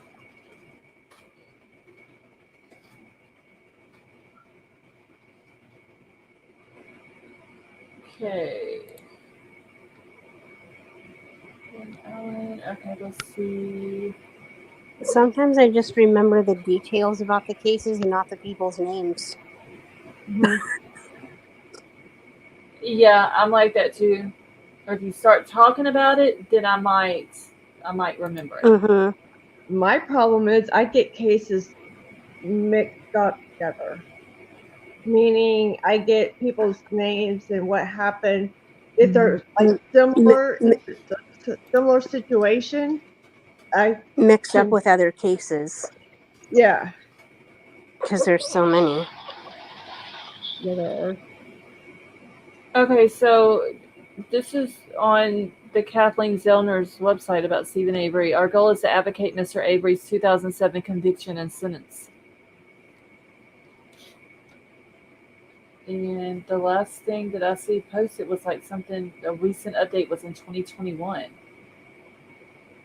Like that's the last thing that they have on there.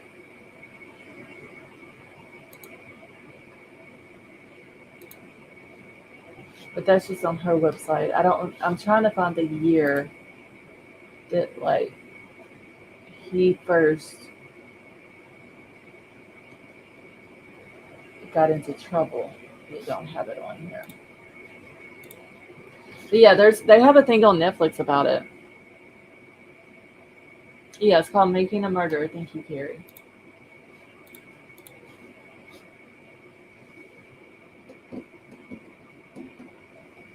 Wasn't he the one that? Okay.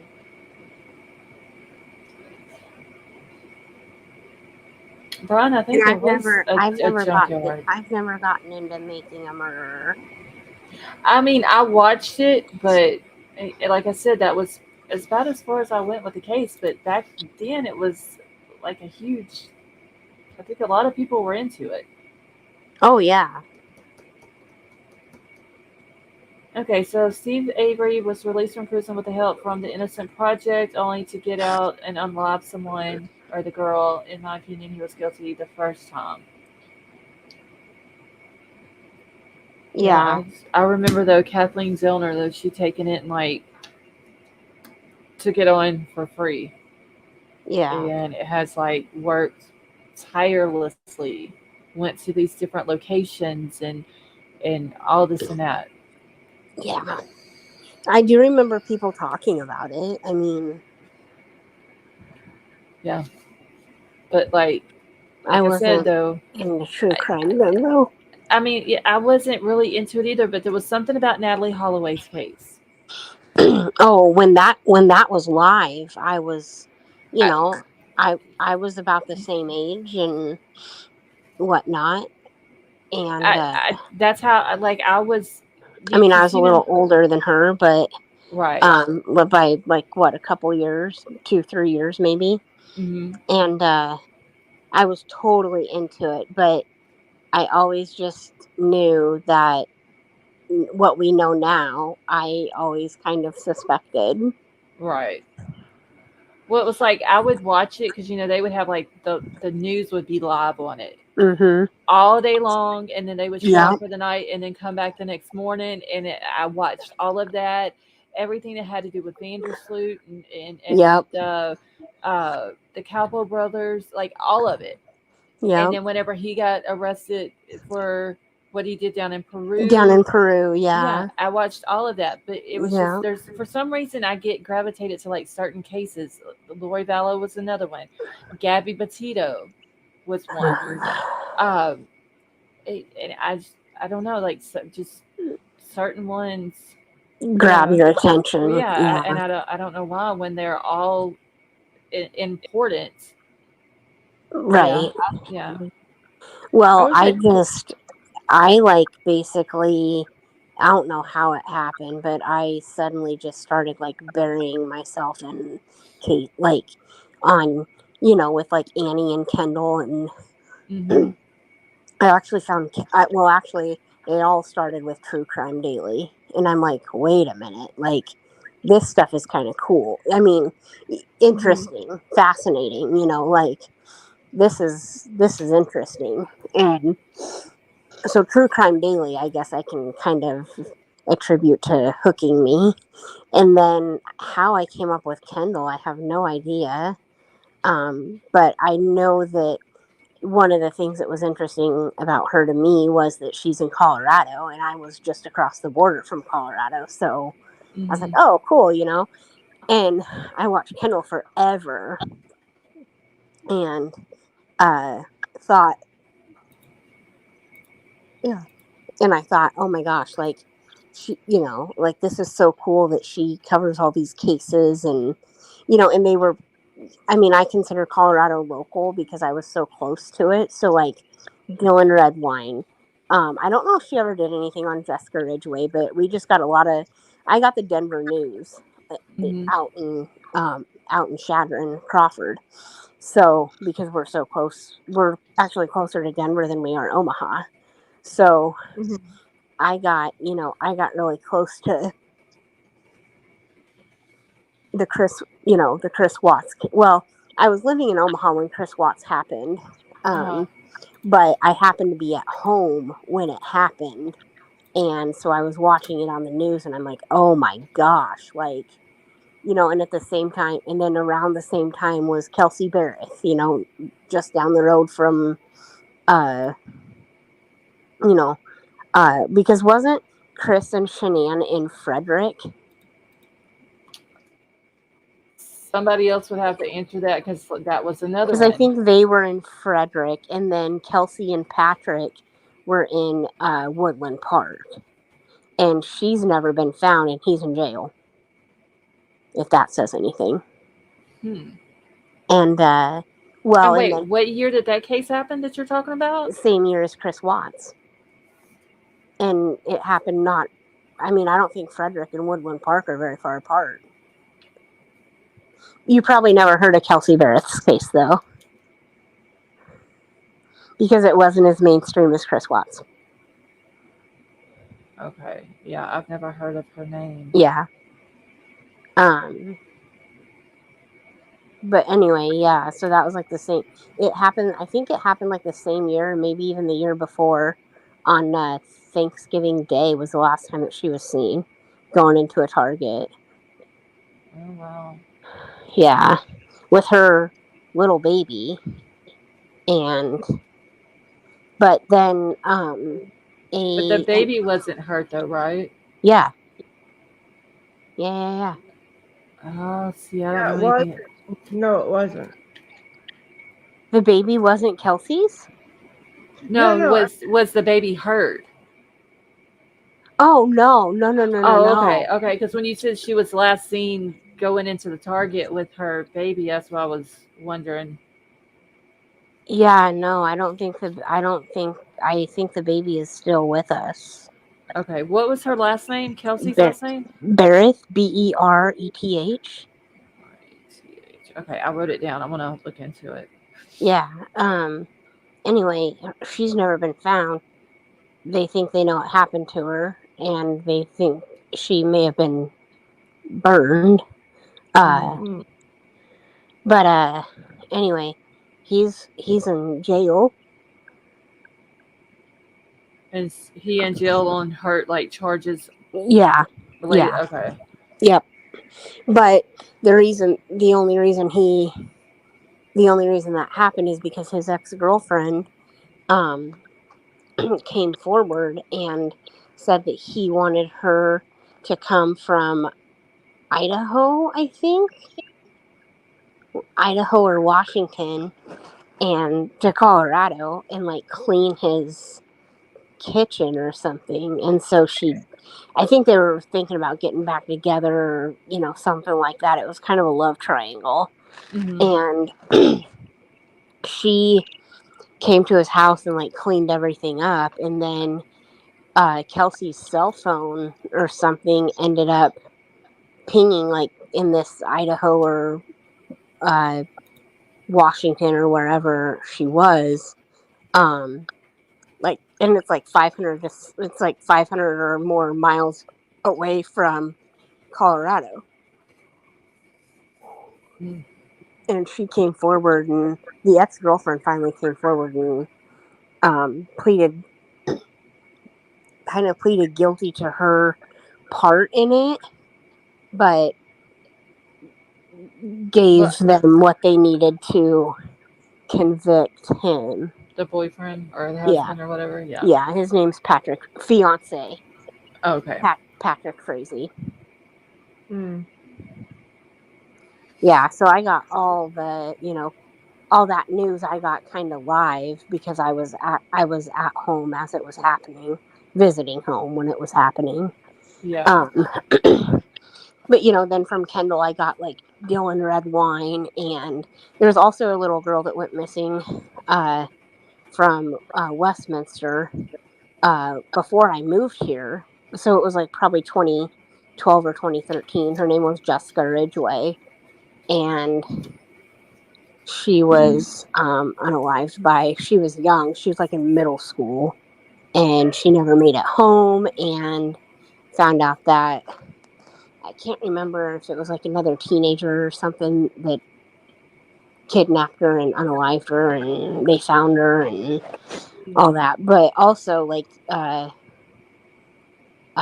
got like a lot when I was living out there. I got the Aurora Theater, Hmm. James Holmes guy. I saw all that unfold. So, because that was local to Denver, because that was in Aurora. So, and I was really, just those ones I was really like interested in, but that was years ago. Yeah. There's a lot of cases that happen that we just don't never hear about, and it seems like here lately, like we're not hearing about them until 2 or 3 months later. Yeah. Yeah. I mean, Nicole Baldwin and Katie Ferguson, like, we didn't hear about those until, like over a month. yeah.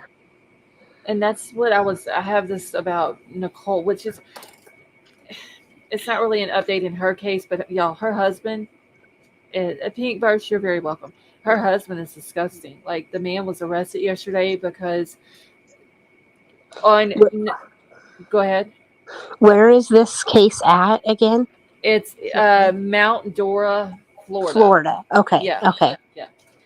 So, we've seen Nicole's daughter Alicia on like all these, on the news and begging for help to help find her mama. If you know anything, please call, give the information or whatever. Is she the one with, like, the 20-year-old? Is Yeah, Nicole the one that went outside barefoot in her pajamas? yeah. Left. Okay. She went missing in the nightgown and no shoes. Yeah. Yeah. Okay. Okay, so, but we never heard anything from the husband. Now, her and the husband were still married. They still lived in a house together, but wasn't together. Um, they lived there with their three kids. They have a 20-year-old Alicia, which we've seen on the news, and they had an 11-year-old daughter and a 14-year-old uh, son. Well, on November the 28th, her husband, Brett, and Alicia's phones were taken so the police could look through them and all that. Well, yes, when they left, they had to move out of the house that they were living in Mount Dora. Well, Brett and the two younger kids went to his mama's house.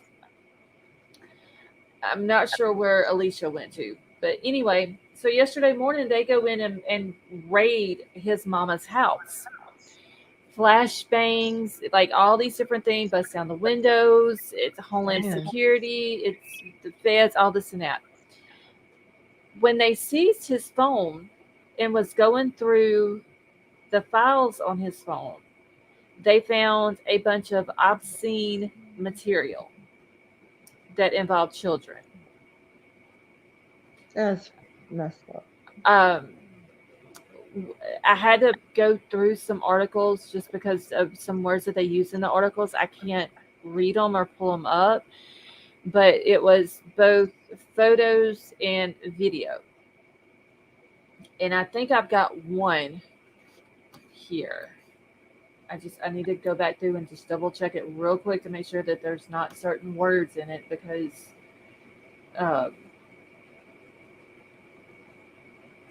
I guess I can just read it to y'all.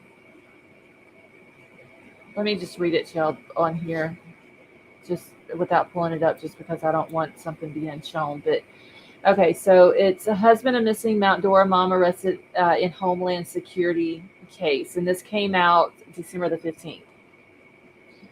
So, Wildwood, Florida, the family of Nicole Baldwin, the missing Mount Dora mother, confirmed to WESH2 that her husband was taken into custody on Thursday, but not in the connection with her disappearance.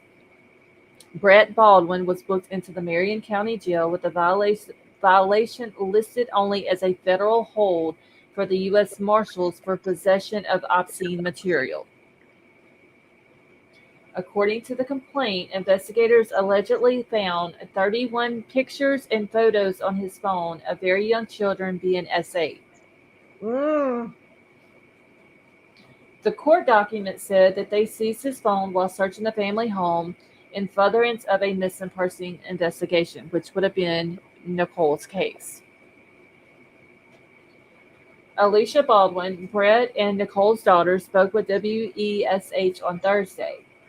And she says he's got taken into custody today. Nicole and Barrett's daughter, Alicia Baldwin, said, the house got banged in, flash banged this morning, a lot of stress and stuff on my grandma. I don't know how old his mama is, but he's a very disgusting man, and then that have to happen to his mama's house because of that. What a disgrace. Right. So Alicia says plywood hangs over the windows of her grandmother's Wildwood home after law enforcement came through Thursday. It's where her dad had been staying. It does not have anything to do with my mother, she said. Good news, a little bit at least. Going through the phones, they haven't found anything that could incriminate my father or anything. So that's good news because everybody's trying to say me and my father are involved in some way in ridiculous things, Alicia said. The complaint does not say if the investigators found any evidence on his phone about Nicole, but it does say that he has made it known that he is moving to Waynesville, North Carolina in the very near future. Oh God. Now, she's saying that they haven't found anything, but they haven't came out and said that they haven't found anything. Well, he needs to not move to North Carolina. No, and see there was another article that I had read that said that in the complaint that he had made that statement that he was moving to North Carolina, and while he's been staying at his mama's house with the two younger kids, that he hasn't even enrolled them into school yet, and that so they think that the reason why he hasn't enrolled them yet is because that move was going to be in the very near future. Well, now his ass is arrested and sitting in jail on these charges, so he ain't moving nowhere. Yeah. Okay, so on Friday, Baldwin remained behind bars. He had a detention hearing scheduled for Friday morning, but according to the Department of Justice, he waived it at the last minute. Court documents show that he is reserving his right to file a motion for bond at a later date. His preliminary hearing is set for December the 22nd. WESH2 News checked in with both Mount Dora Police and Homeland Security on Friday. Both did not have any updates to provide on their investigation. Alicia says that she knows the arrest will fuel further social media comments and speculation, something that hasn't helped since her mom has disappeared. I just know that when this video gets posted, it's going to be some other comment about, look, we were saying that her dad had something to do with it, Alicia said. That's really why I was hesitant about this, is people just cruel on top of all this. The man is disgusting. I'm sorry, but what does she think was going to happen when this came out about her dad? Even if he don't have anything to do with her mama's disappearance. Yeah, no kidding. Like, Just by himself. he's literally living at his mama's house with an 11-year-old daughter and a 14-year-old son, and they find that shit on his phone. Okay, that's... I hope they don't find his daughter on there or his son. Yeah, they just said 31 pictures and photos of young children that happened to him. He's disgusting. Okay, so she said it's hard to process what all is going on. She's now been separated from both of her parents, and she says her siblings too. You're taking my little sister away from me, and I don't have any money to go and support myself, Alicia said. I can't go buy a house for us. It's just frustrating. So apparently Alicia has broken her ankle, and so she's not even, like, she's on crutches. She's not able to go out and get a job and all this right now with her ankle the way it is. It's either her ankle or her foot, but either way, she can't go out and get a job. She doesn't want her dad's arrest to take away from the search for her mom. Rather than make comments, she hopes that people will share her missing person poster. Okay, so it says, talking to any woman that's grown makes me miss my mom. You know what I mean? It's really hard, she said. Anyone with information about Nicole Baldwin's disappearance is asked to contact the Mount Dora police. And then after that, it's just basically giving a rundown. She's been missing since November the 2nd. All of her personal belongings were found at the house and all that, kind of like a recap of the case. But yeah, the dude is disgusting.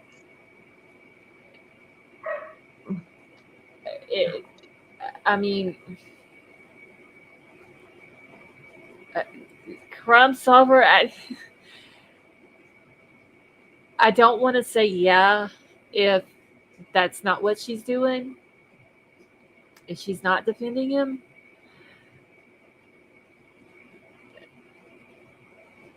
Does anybody else think that that's what she's doing, or it sounds like that's what she's doing? Like she's defending her dad? I hope she's not, but she might be. Who knows?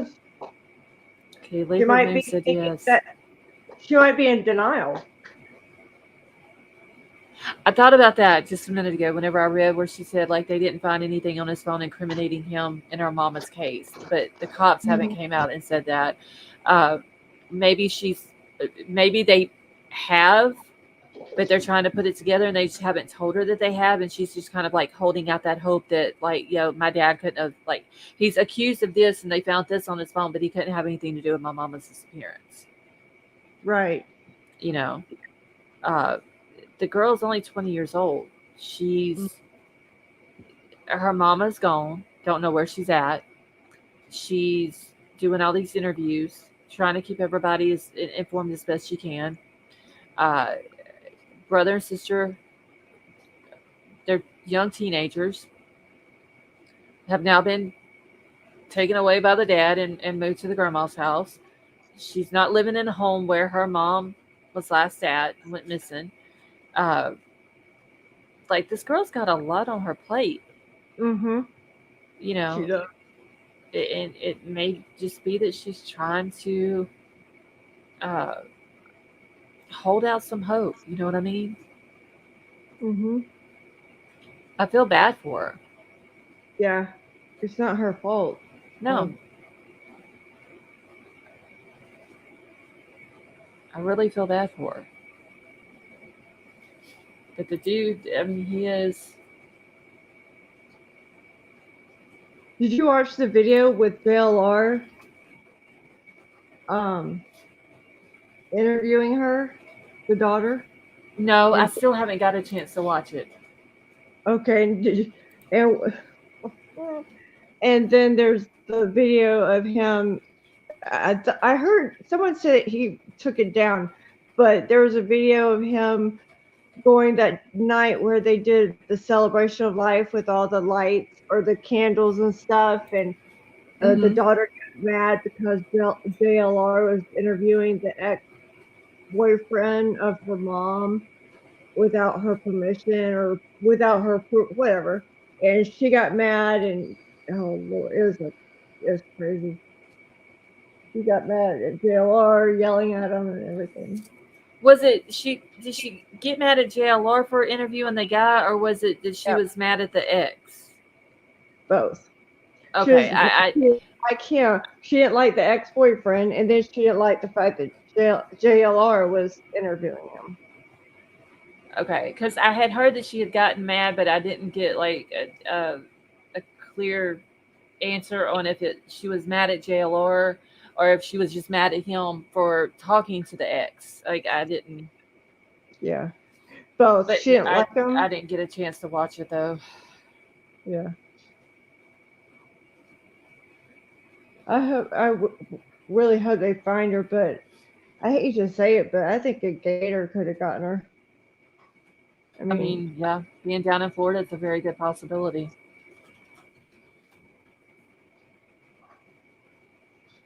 I mean, I even said it from the beginning. If I had to put my money on somebody, it's going to be on the husband, just because of stuff that I've been told by someone who knows Nicole. hmm Um,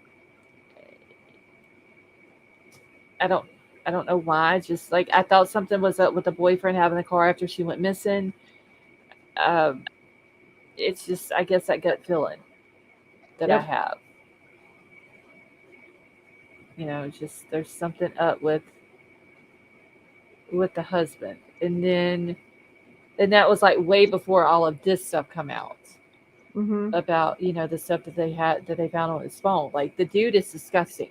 Could it have been she found out about it and about what he had on his phone, and so he got mad and done something? Uh, She probably threatened him to expose him or Well, something.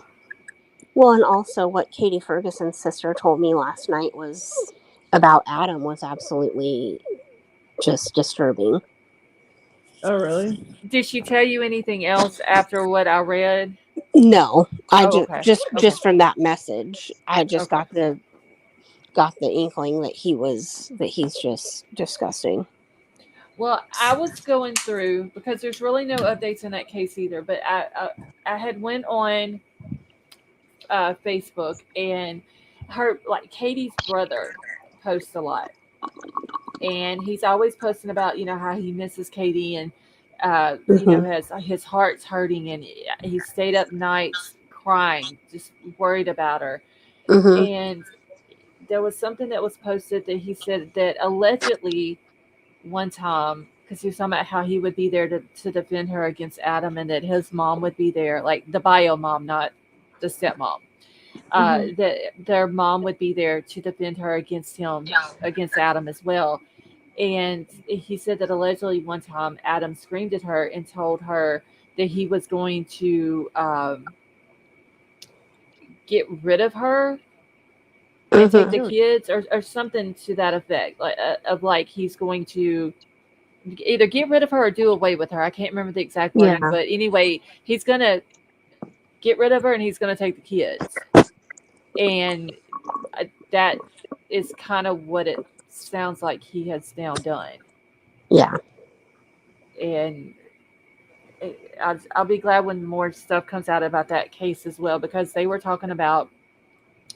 He said that in that body cam footage that we all Mhm. watched, Mhm. that to him she looked tired, but to the mom, uh, their mom thinks that she was scared in that video, Oh yeah. and It I gave can me see it gave me both. Gabby Petito vibes all over again. It's a different location. But There's very there's kids involved. There was a stop by police. The police yeah. didn't do nothing and let them go, and then the same outcome basically until, well, what we think, until she's found, we won't know for sure. But it's Mhm. it's literally Gabby Petito 2.0. And it's not looking good. Mm-mm, it's not. And well, and I know it was in a different location, but I mean, Gabby It's Petito was found in Wyoming, and this girl is from Wyoming.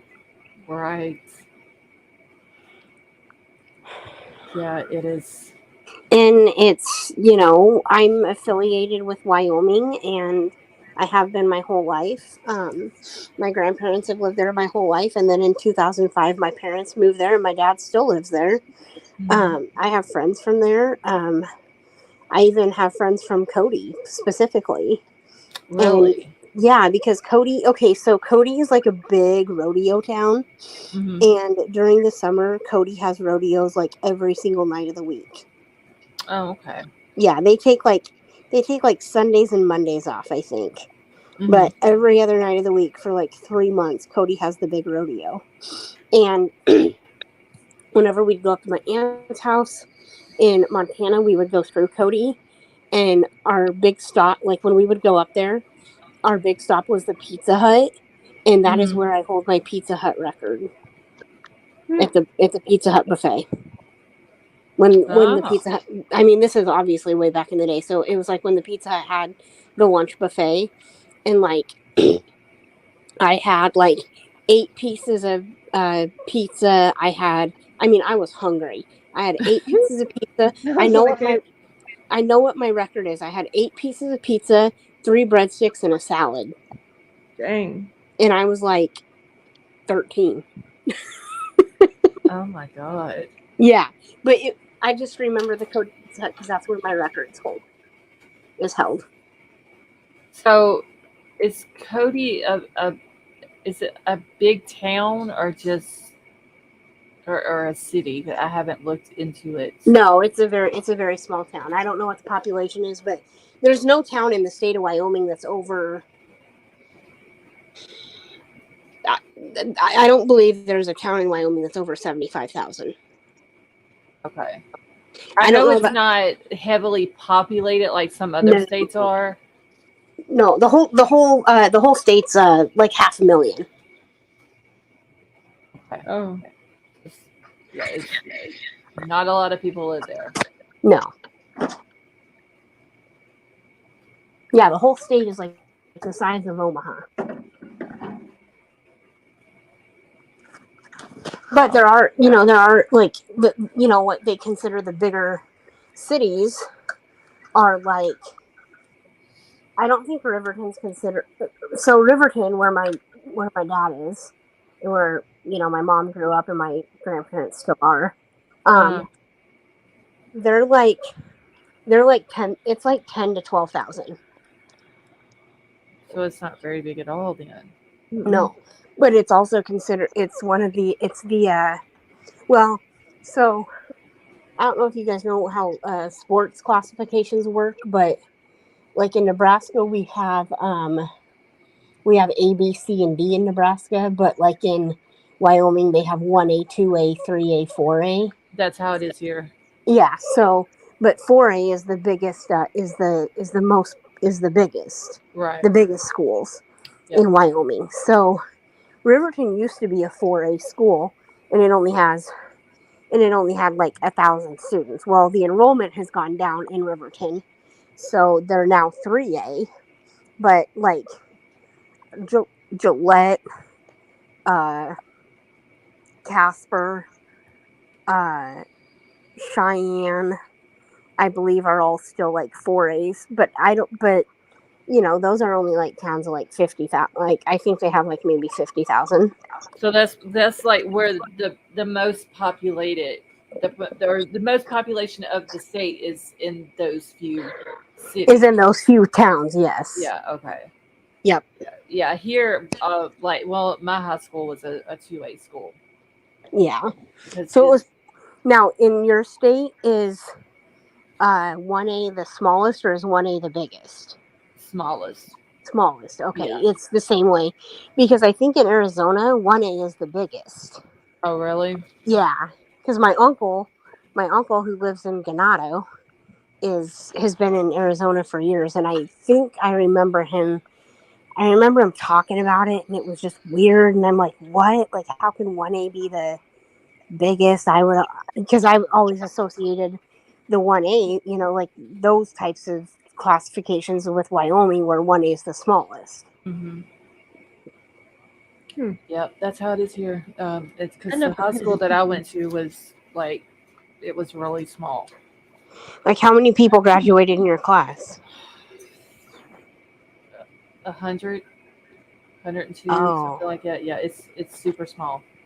Well, see, even in my class in Nebraska, I only had 49. I had Oh, 500. I either had like 47 or 49 in my class. Well, see, in my parish, the parish that I grew up in, went to high school in, they only had 2 high schools.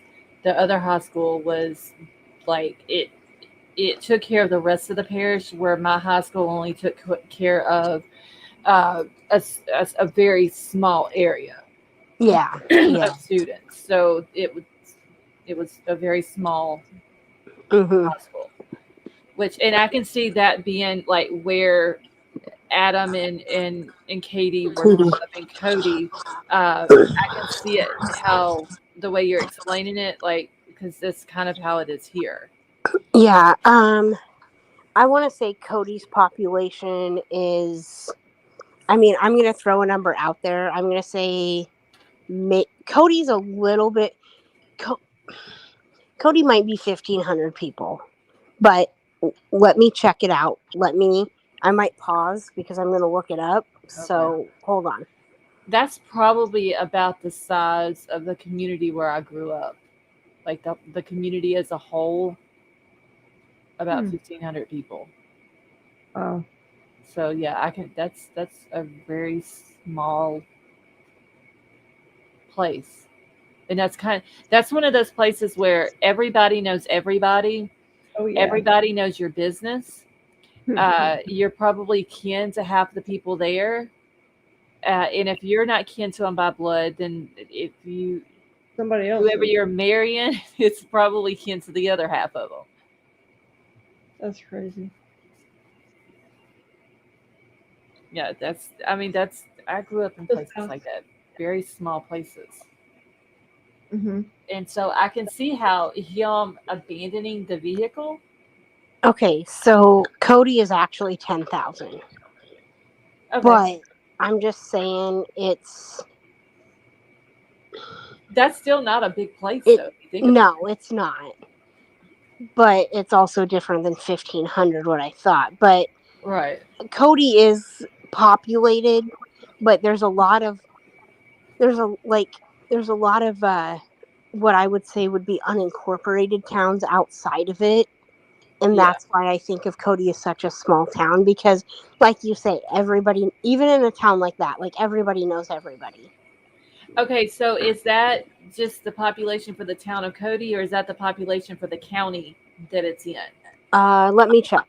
Okay. I'm pretty sure it said it was the population of the town, but let me Okay. check. Okay. Let me check what other towns are in the county. Hold on. Okay.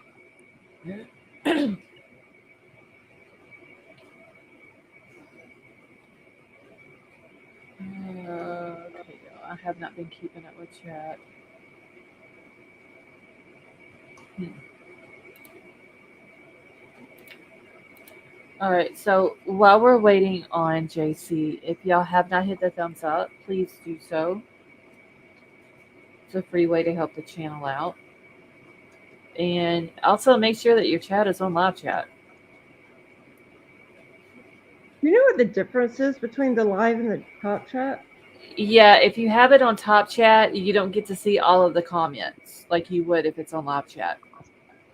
I don't know why they have the top chat option on there, because I would think if I'm, people in a chat room is going to want to see all the comments. Right. So I don't know why they even have it on there, but yeah, a lot of people have had the same issue that I've had, where it jumps from live chat back down, and you don't even realize it Mm-hmm. until you just happen to look up or whatever and see it.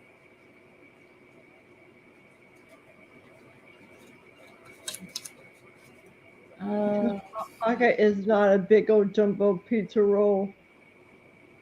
That's hilarious. NorCal Gym top chat is stupid. I don't see its purpose, honestly.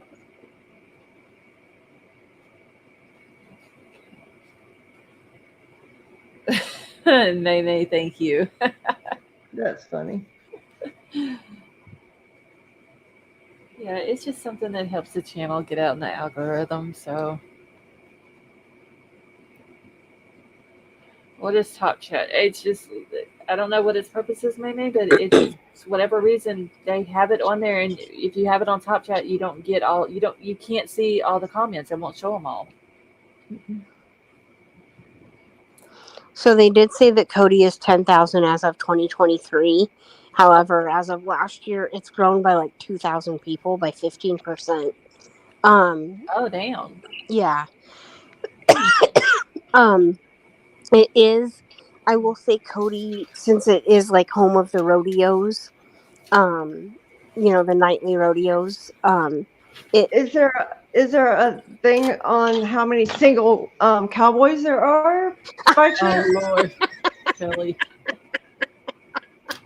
I don't know, Kelly. I haven't checked out the single cowboys. All right. In Cody. But Just thought I'd it's ask. it gives like it's kind of like it gives 1800 vibes. You know what I mean? Like cowboy 1800 vibes. Yeah, like the old Uh, time like western, old yeah, building. yep, like Yeah. Buffalo Bill. Okay. Buffalo Bill Hmm. is what it's kind of famous for. I don't know if I think the rodeos. I think it's I they associate the rodeos with Buffalo Bill. I do know that. Okay, so So it's wasn't that his real name? Was Cody Buffalo Bills? I possibly because I know the town in has a pretty uh significant um relationship between the two. Uh-huh. I don't know a whole lot about it. I don't, but Yeah. whenever I'm in, like I say, I've been there several times, and it just gives 1800 vibes. I don't know. Have you guys ever been to Mount Rushmore? No. Nope. Okay. Mount Rushmore, there's a town called Deadwood, and it's like where all the Deadwood was back in the day, and I mean back in the day, I mean like 15, 20 years ago, was like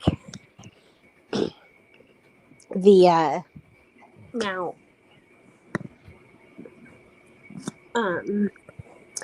Deadwood back in the day, like back in the day 15, 20 years ago, was a pretty big gambling spot because they have just the whole strip is just casinos. Mm-hmm. The whole downtown strip is, and Kevin Costner owns the, oh God, what is the name of his casino? And we would always just want to go there because it was Kevin Costner's casino. Oh, that's cool. Yeah. So he owned it, and there was a lot of original pieces from Dances with Wolves in what do you call them? Cases, display Mm-hmm. cases. Right. And Dances with Wolves was one of my absolute favorite movies of all time. I had it memorized. Um, and so Kevin Costner owns this hotel or this casino. I don't know if it was a hotel as well, but uh, and our grandparents took us on vacation. Or even if we weren't on vacation, we usually went up to Deadwood for um this thing that they have in the summertime in August. It's called the Days of 76. Um, so, and it's like I don't know what happened in 1970 or 1876 or 1976. I don't know.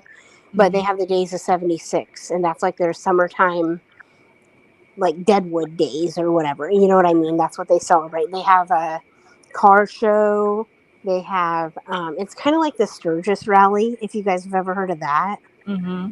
Yeah. Okay. So Yeah. Days of 76 Sturgis Rally, basically the same thing. Okay. But the Days of 76 has like this rodeo. And if you guys have ever been, Deadwood also gives like 1800 vibes. There's a lot of casinos, old casinos. That Um, sounds cool. yeah. And then, you got Mount Rushmore up the road. You also have what we had a blast at was called Gulches of Fun, is in Deadwood, and it's like an amusement park for kids. And we absolutely tore the place apart. I mean, we had so much fun. And So with it being like that, because okay, so like where Adam abandoned the car at, they said it was outside of Cody. okay, So I think they said it was like the Oregon Basin or something like that. yep. And So Cody is 52 miles from the border of Yellowstone National Park. okay, Just to give so you an idea. it would be very easy to just take a vehicle Yes, ma'am. outside of Cody and abandon it Yes, somewhere, ma'am. Yes, ma'am. and it would. Okay, so that makes sense of why he was there for a while before the police ever found the vehicle. Yes, ma'am. Okay. I can attest to that because, I mean, you might have the city, but or the town, but Mhm. then Wyoming is pretty desolate, guys. I mean, It's like it's around the little towns and the cities. There's the people, but then everywhere else is kind of like open area. Oh yeah, yes, I've Okay. been through. a I lot, a Okay. lot of open area. I mean, the open area is so popular that that's why people from New York don't Mhm. even think that people live in Wyoming and think that Wyoming is literally where the buffalo roam. I mean, yeah, because it's not. But isn't the state of Montana's like that too, though? Right? There's not a whole lot of people. Um, Probably more than Wyoming, but I mean, there it's is more than Wyoming, but yeah, it's a lot the same. pretty much a lot of open space that Desolate. you could Yes. hide a body. Um, because they're saying on these two body cam footages that she wasn't in the vehicle.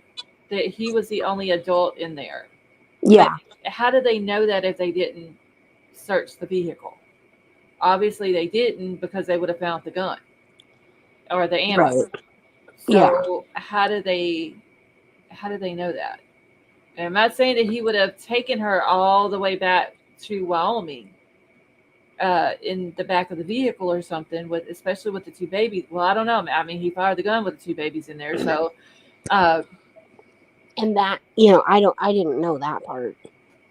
I mean, I haven't like looked in to see exactly what happened, but Well, I mean, they won't even tell us where the two places were that he was stopped in the one in Texas and Colorado. But the thing is, though, let's just if he was to take her back to Wyoming, he could very easily oh hide yeah, her, and oh she yeah, would there's never plenty been of found. places.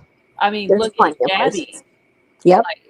like what they had to go through just to get to Gabby's. To find Gabby, yeah. Right, like where she was at, like over a creek and the rocks, and how far she was off of the trail that people were camping on, and how close she was to when the state park or national park or whatever it was, that like she was very close to that line, and they were trying to determine was she found on what side of the line she was found on, and all Was that. she found in Wyoming or was she found in No, she was found in Wyoming, but it in was, Wyoming? Yeah, yeah, it was very close to a line though.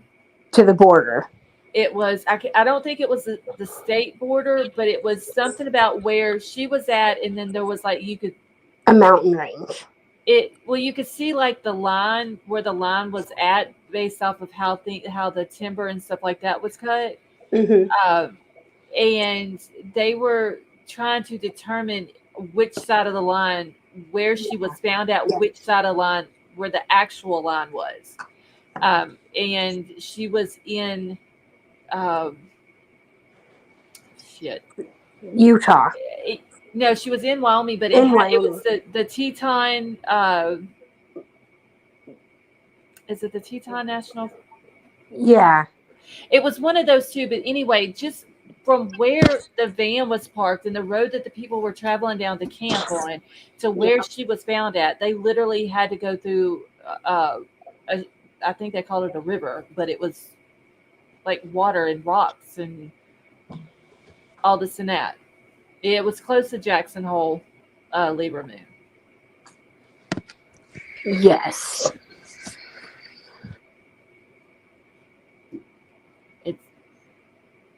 I think Jackson Hole was where they went to the restaurant, Ye- wasn't it? And they got into it, Yes. and, Yep. and all that. And then he went. I forgot. That's where they got temporarily separated for the night. Yeah, no, that was in Moab, Utah. Oh, that was in Moab. Okay. Yeah, that was Moab.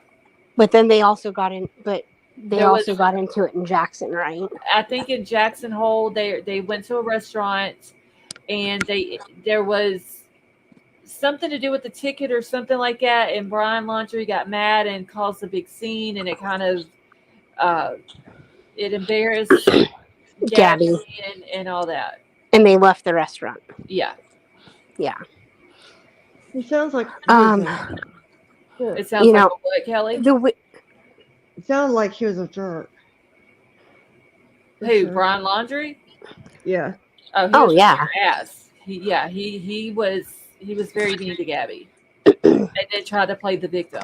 Well, the weird thing to me, okay, come to think about it, the weird thing to me about that one was, I mean, and I realized that they were, on a van life adventure or whatever, Mm-hmm. but to put her where he did, it's like you have to know the area. Because if you didn't know that existed, you wouldn't be just randomly putting I think someone what he there. did was, But I think he researched. I think he knew the map. yeah. And and that, I think that road that they went down and where Yep. they parked at, and where the other YouTubers found the van, right? If it wouldn't have been for those YouTubers, though, She would have been found. I don't think, and if she would have been, it would have been probably still not now, unless somebody just happened to walk To run across. across her. Yeah. Yeah.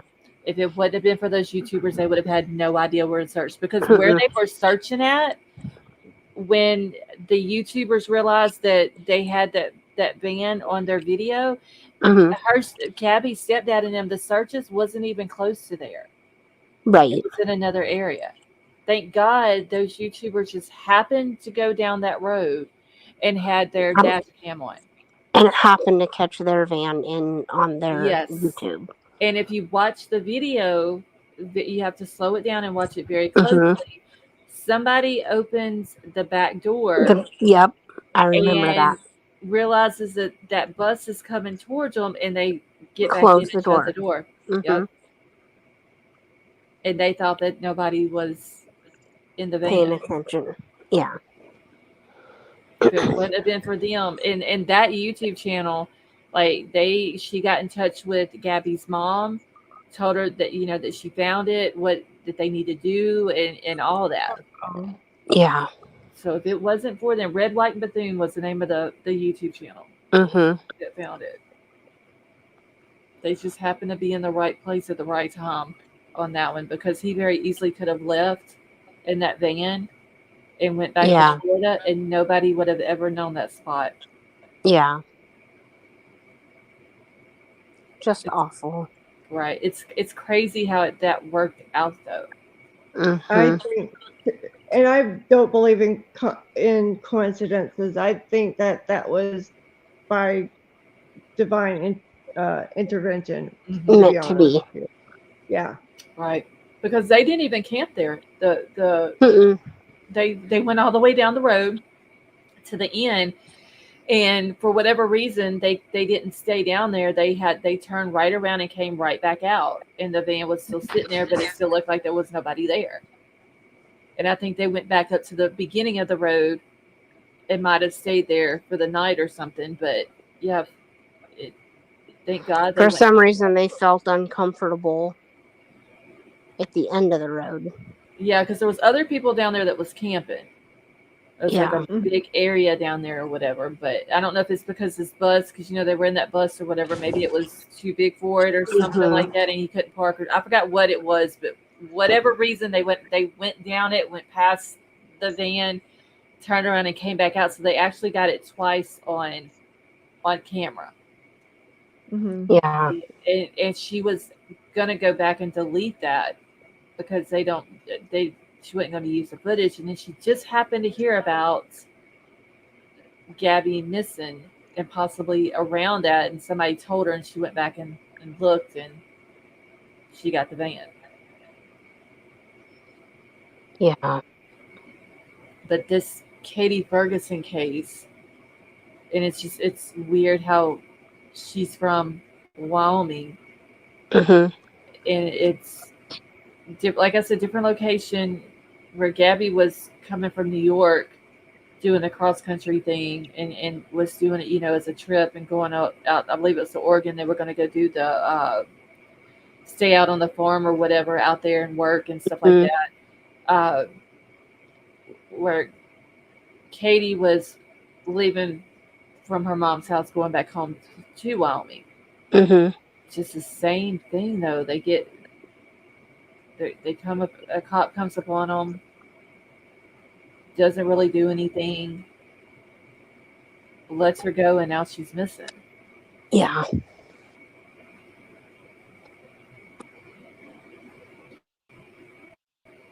It's I don't know. I just, I don't I know. I don't think they're going to find her. I mean, if he may break down and tell what happened and what he did with her, Hmm. but But they may not find her on their own.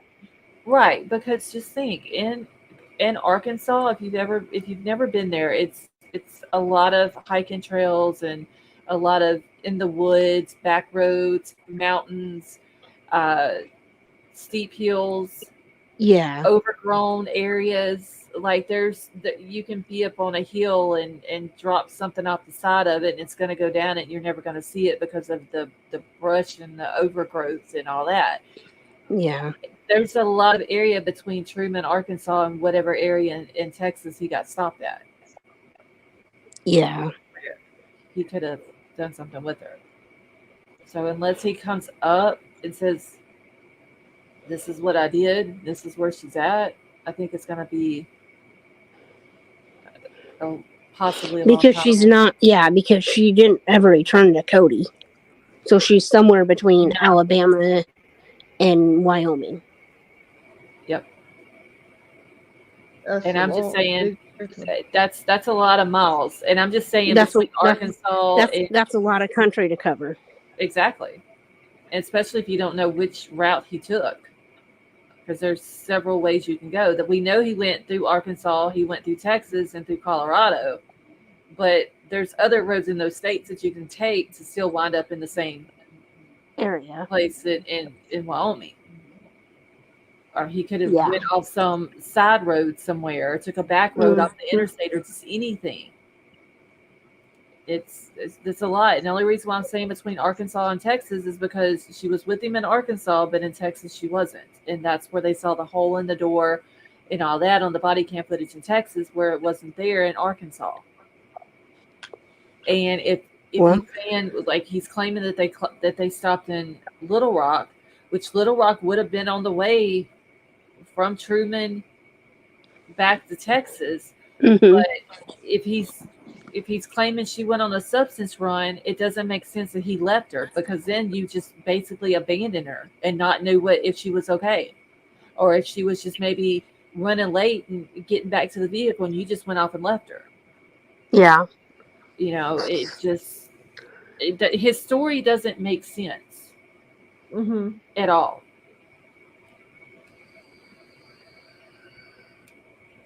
They said a 1-year-old fell in the fire. 1 year old Campfire? was covered in burns and he never took the baby. Wait, let me see who she's talking about. The daughter said a campfire. Wait, Devil Doll, who are we talking about? Are we talking about the Katie's Ferguson's case? I'm confused. That doesn't take much right now. See, Nancy Grace was crying. The exact same thing. The daughter said a campfire. 1 year old was covered in burns and he never took the baby to the hospital. Jeez.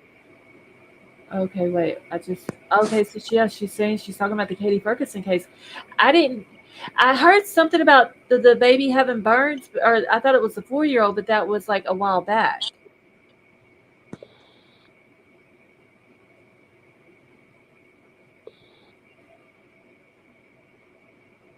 So the daughter fell in a campfire, came back with covered in burns.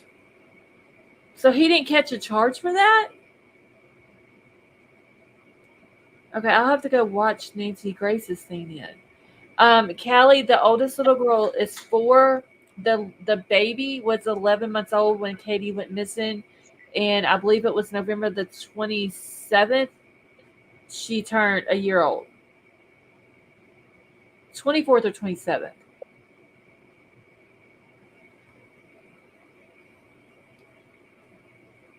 And I don't think the oldest one has been 4 very long.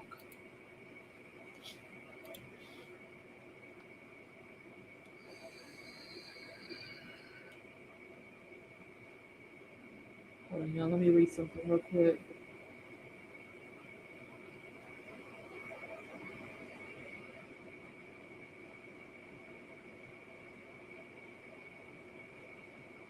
Okay. I was just reading something real quick.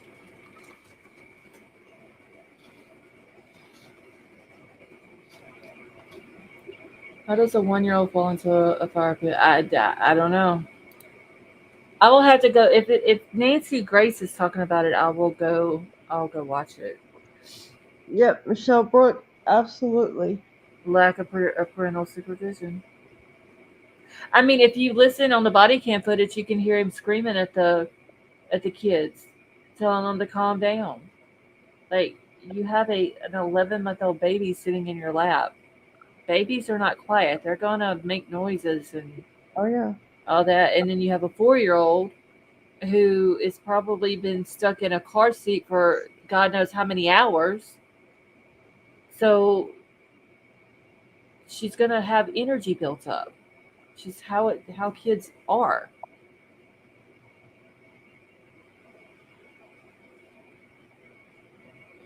See, Nancy says she thinks it was a struggle. It's just, I wonder if they were camping somewhere and they didn't maybe have the kids in the car when the firearm was used, and it was just him and her in it. I just Maybe. hate to think of the fact of them two babies being in the car when that happened. Thank you, Glowbug.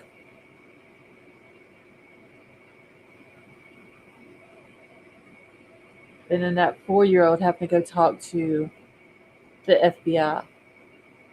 Mhm. That would be rough. I mean, there's probably going to be a lot of things that she's going to forget when she grows up, but talking to the FBI about her mama missing, That I might don't think be. she'll. That'll probably be stuck with her from now on.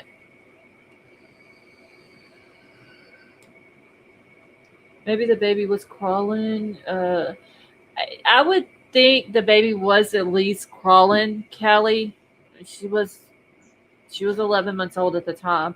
Maybe not Oh, walking for completely sure. good, but at least crawling or My trying to daughter, maybe start walking. my daughter started walking at 10 months. She was an Yeah, overachiever.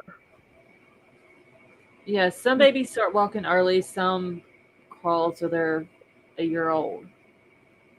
With the bullet holes the sister, but something happened. I wonder where they were camping at because they did say something about that. They went in the body cam footage. They were trying to get cleaned up, and then they were going to. Didn't they say Jonesboro?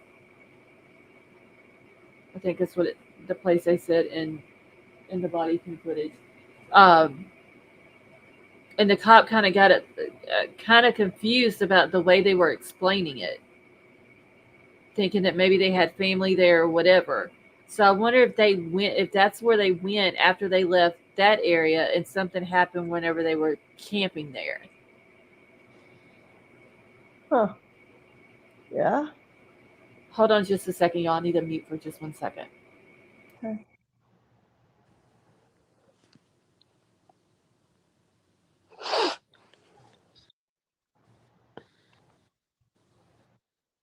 Good night, Richie.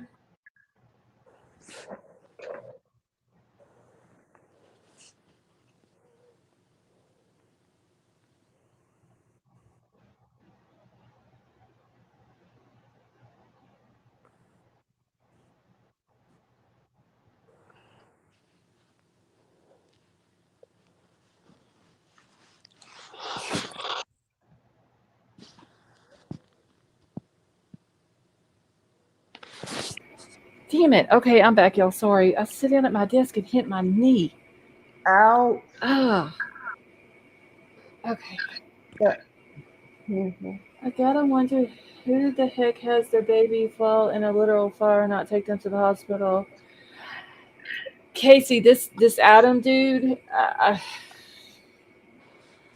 don't know. He is just by listening to him on the body cam footage, he's an ass. Mhm. He would talk over, like when the cop would ask Katie something, because he was on her side of the vehicle talking to her, and he would try to ask her something, and this dude is over there like talking over her to the cop, The like he didn't cop. want her to answer or anything. Okay, thank you, Glowbug. What was it, JC? I was just saying he was talking over her to the cop. Yeah, literally like over her head, because the way she was sitting, he was sitting like she was sitting with her back to him in the front seat because she was kind of like with her legs hung out the door. And he was, yeah, just talking over her, wouldn't let her talk. He kept mumbling stuff. I know Summer said that she had heard like he had mumbled something, but she couldn't make out what it was that he was saying. just, questioning the cop and all that. Hey V, how are you? Her hand looked pure red. Devil doll, I did notice that too.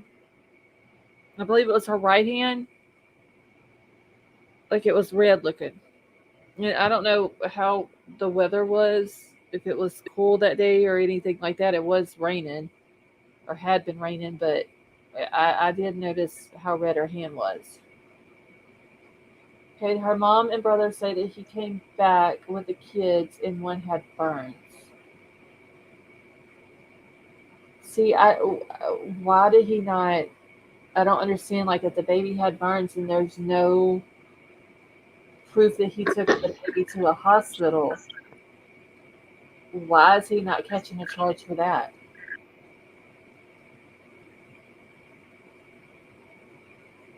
That don't make sense. No, it doesn't. I mean, you go. Anybody else would have gotten an added charge for that.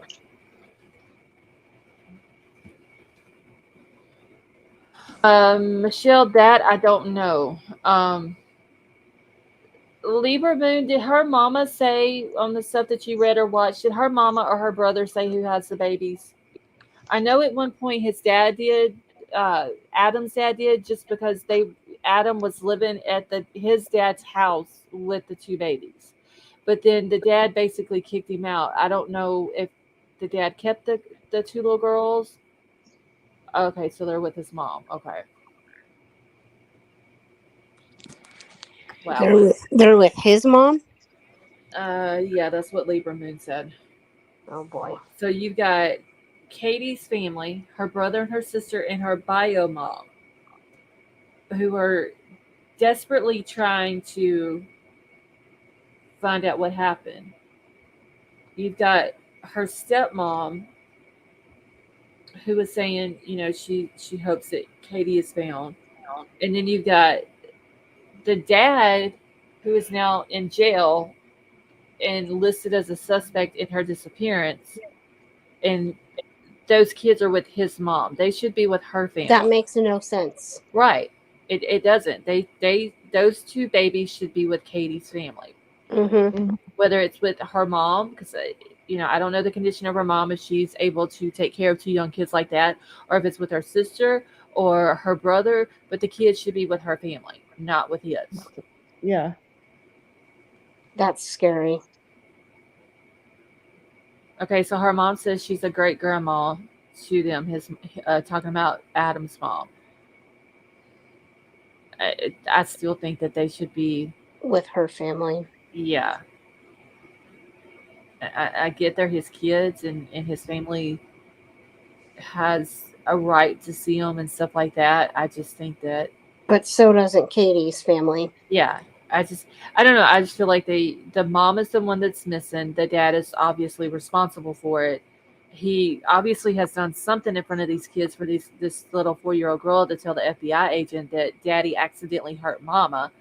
Um, I just feel that it would be in the kids' best interest, and not saying that Adam's family would hurt them in any way.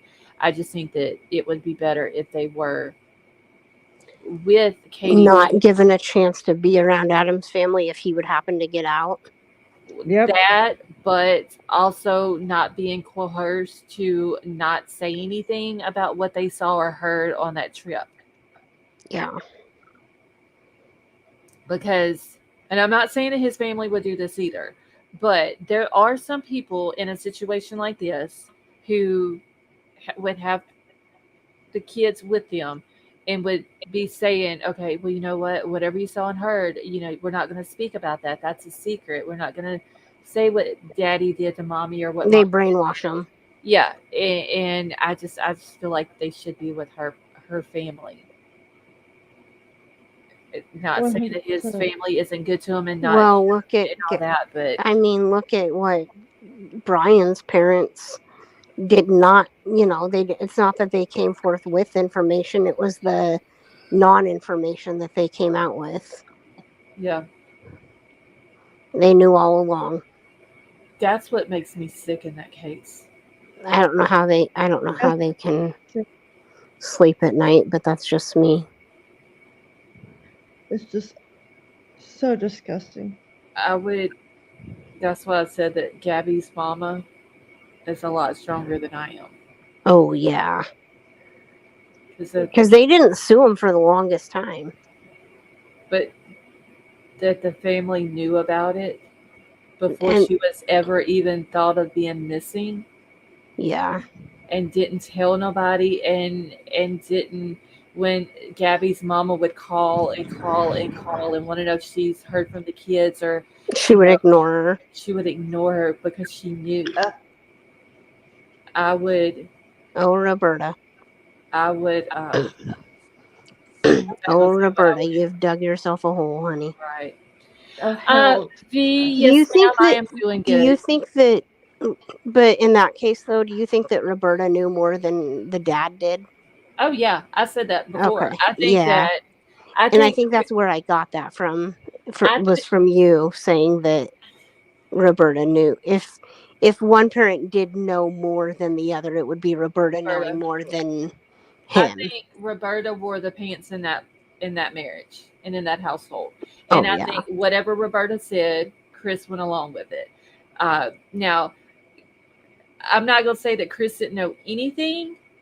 right. There is a possibility that maybe Roberta didn't tell him, but I think that there was some things that he did know, and I think that Gabby being gone is one of them. Before she was ever thought of being missing, um, Yeah, I think he did know that, and the fact that they he were didn't come forward either. yes, exactly. That's he's He just as might not bad. have known some of the details like she did. Right. I think that she she's the boss, and Chris is just there for the ride. Why? What would make you? What would make you want to? I just because my parents weren't like that, and I'm sure your parents weren't like that. They would never like if I did something like that, they would never save me. Like no Oh, way would my parents. I'll tell you straight up, my mama wouldn't have. My Oh, daddy I'm. my daddy wouldn't have either. Mm-mm. But I Neither know one of my that parents would have. my mama would have been like calling the police on me right then. Oh yeah, You know, um, I like it's their son. I get it, but this is a girl who lost her life. but there's also such thing as tough love. Like, Right. and it would have been for me. It would have been real tough. For you, it would have been real tough. It would have been tough because that's my child, but at the same time, a girl lost her life, Yeah, and at that point, and knowing that my son was responsible for it, or if my parents knew I was responsible for something like that, my ass would be in jail oh yeah, with no bail. I would be very upset at my child for doing I'd something be like disowned. I'd be disowned. that. I get it; it's their child. I get that, but But that's what's wrong with it's people. That's what's wrong with society is we let our kids get away with way too much.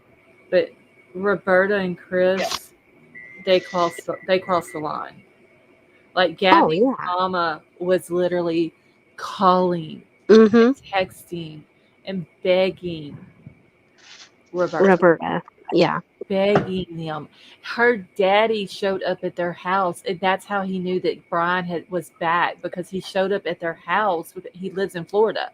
Showed up at their house, and the van was sitting in the driveway. Okay, I'm pretty sure as soon as he pulls down their street and sees the van sitting at their house, he probably thought, "Oh, Brian and Gabby's back." And then Brian was and Gabby wasn't. I, the family The whole showed thing up is around. just sick to me. It It's is, just disgusting and then it turns sick. You know and what I mean? I still believe that they knew all along exactly where Brian was at when he was in that reserve. Mm-hmm. You just cannot tell me that they You just didn't, but you we can't just walk watched in it. by. We watched it. when it happened, we watched the mama and daddy, Brian Laundrie's parents, walk down that trail and watched his dad walk into those woods and come out with that bag and Oh, he said that belonged to Brian. Mm-hmm. You can't tell me they didn't know. Unless he had some type of he knew psychic exactly where to ability go. or something, he knew exactly where they knew. Yep. They knew exactly where the car was at. They went there and left a note on the car. Yep. It's just some of these cases, any case with a missing person or someone who ends up deceased is really bad. But there is some of them that I don't know, It just goes to a different level. And Gabby Petito's is one of them. It's just plain evil, is what it is. Devil, though, that is true. Brian comes home in Gabby's vehicle without Gabby, and you can't tell me the sister didn't know that something was up because they go on that family trip, the camping trip, and they're there with the sister and the boys and all this and that. And she didn't say, "Hey, where's Gabby at? Why isn't Gabby here?" Yeah. She always talked about how her boys loved Gabby. So you gonna tell me the boys didn't ask, "Hey, Uncle Brian, where's Aunt Gabby at?" This bullshit. She knew. I think she might not have knew all the little details, but I think she knew also. Oh yeah. Or it's a possibility that she knew. And the Kylie Rodney case is just really weird. That one, I still have my questions about. Oh my gosh, yes. So many. Yeah, that one just, I don't know. I still don't believe that she was. I don't believe she was breathing when she went into that water. Mm-mm. I think something happened and her car was put into that water by somebody else. And I'll always believe that. Mm-hmm. And I think there was something with Sammy running that investigation and questioning those kids. It's almost like she was questioning the kids to make sure that everybody had their story straight. Absolutely. Ruby Frank's gonna. Okay, so Libra Moon, I saw that about Ruby Frank's. It's some kind of plea deal or something. But What? yeah, something about she's gonna do a plea deal, but I haven't got into. I posted a thing in Discord, but let me see.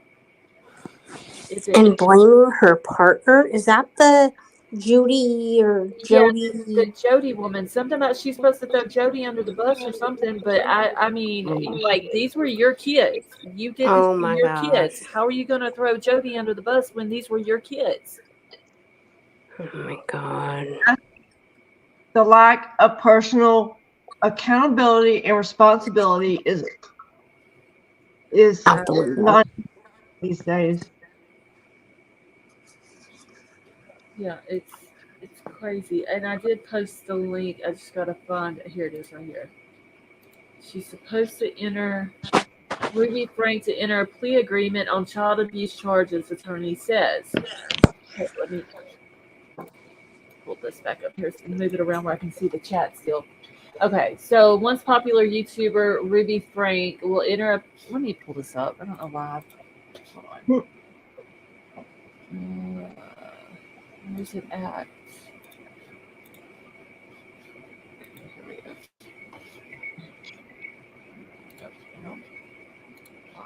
Okay, so once popular YouTuber Ruby Frank will enter into a plea agreement with multiple counts of child abuse that she faces when she appears before a judge in Washington County on Monday.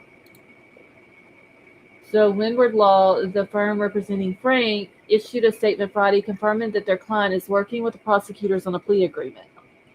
She has child abuse charges. How the hell is she getting a plea agreement?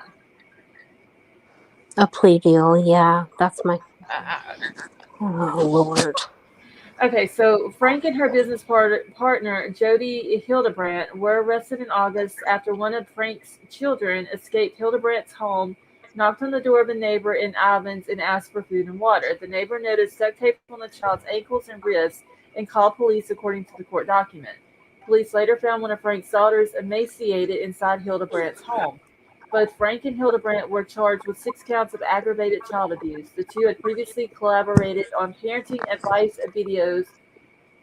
Okay, I'm not going to mention the name of that just because YouTube may not like that. So, in a statement, Frank's attorneys appeared to place blame on Hildebrandt, claiming that Frank is a devoted mother who was taken advantage of by a person that she trusted. Oh, Lord. Your kids had duct tape on their hands at that. Okay. So, I call it BS. total bullshit. So initially, Miss Frank believed that Jody Hildebrandt had the insight to offer a path of continual improvement by duct taping her kids. Wait, how is her attorneys even? They're okay with this? I don't understand.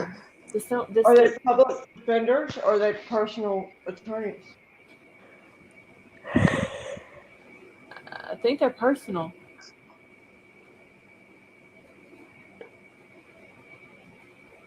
Okay, so Miss Hildebrandt took advantage of the quest and twisted it into something heinous. The statement reads, Frank's lawyers say Hildebrandt systematically isolated Ruby Frank from her extended family, older children, and her husband, Kevin Frank. The prolonged isolation resulted in Miss Frank being subjected to a distorted sense of morality shaped by Miss Hildebrandt's influence. According to the law firm, Frank has engaged in introspection while in jail over the past several months and understands the full weight of her actions. Frank allegedly wants to take responsibility for her part in what occurred with her children. She allegedly wants to take responsibility? Either she does or she don't. She doesn't. Which is Oh, Lord. Wow. So, demonstrating a sincere dedication to personal growth and rehabilitation, she has actively begun the process by reaching out to the members of her family, the law firm statement continued. Through heartfelt apologies, she seeks to mend relationships and contribute positively to the healing journey of her family. How is she reaching out to her family members and apologizing if they are her victims? Or she's probably writing letters to them. But would she be allowed to have contact with her victims? Oh. I have no idea. Okay, that's it. But she's a grown-ass woman, and she knows damn well what's right and what's not. Right. I don't care who tries to influence you. They're your kids. You're a grown-ass woman. Do you not see something like, okay, so if Jody's the one that, let's just say she put the duct tape on the kid, on Ruby's kids. Ruby just sit there, she let it happen. She knew it was happening. Yeah.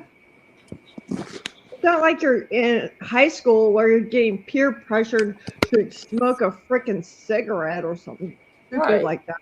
But she allegedly wants to take responsibility. He allegedly needs to go to hell. Yeah. Oh, Lord. I saw that earlier. I didn't read it. I posted it in Discord.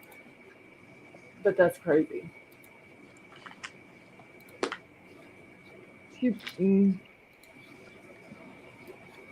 I mean, it's your kids that was tied up. It was your kids that escaped. And it's your responsibility as a parent to keep your child safe.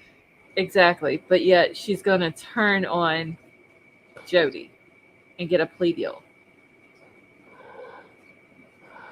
Make it make sense. The math ain't mathing. It ain't. You can't make something that doesn't make sense make sense. You just can't. Oh, Lord. That is crazy.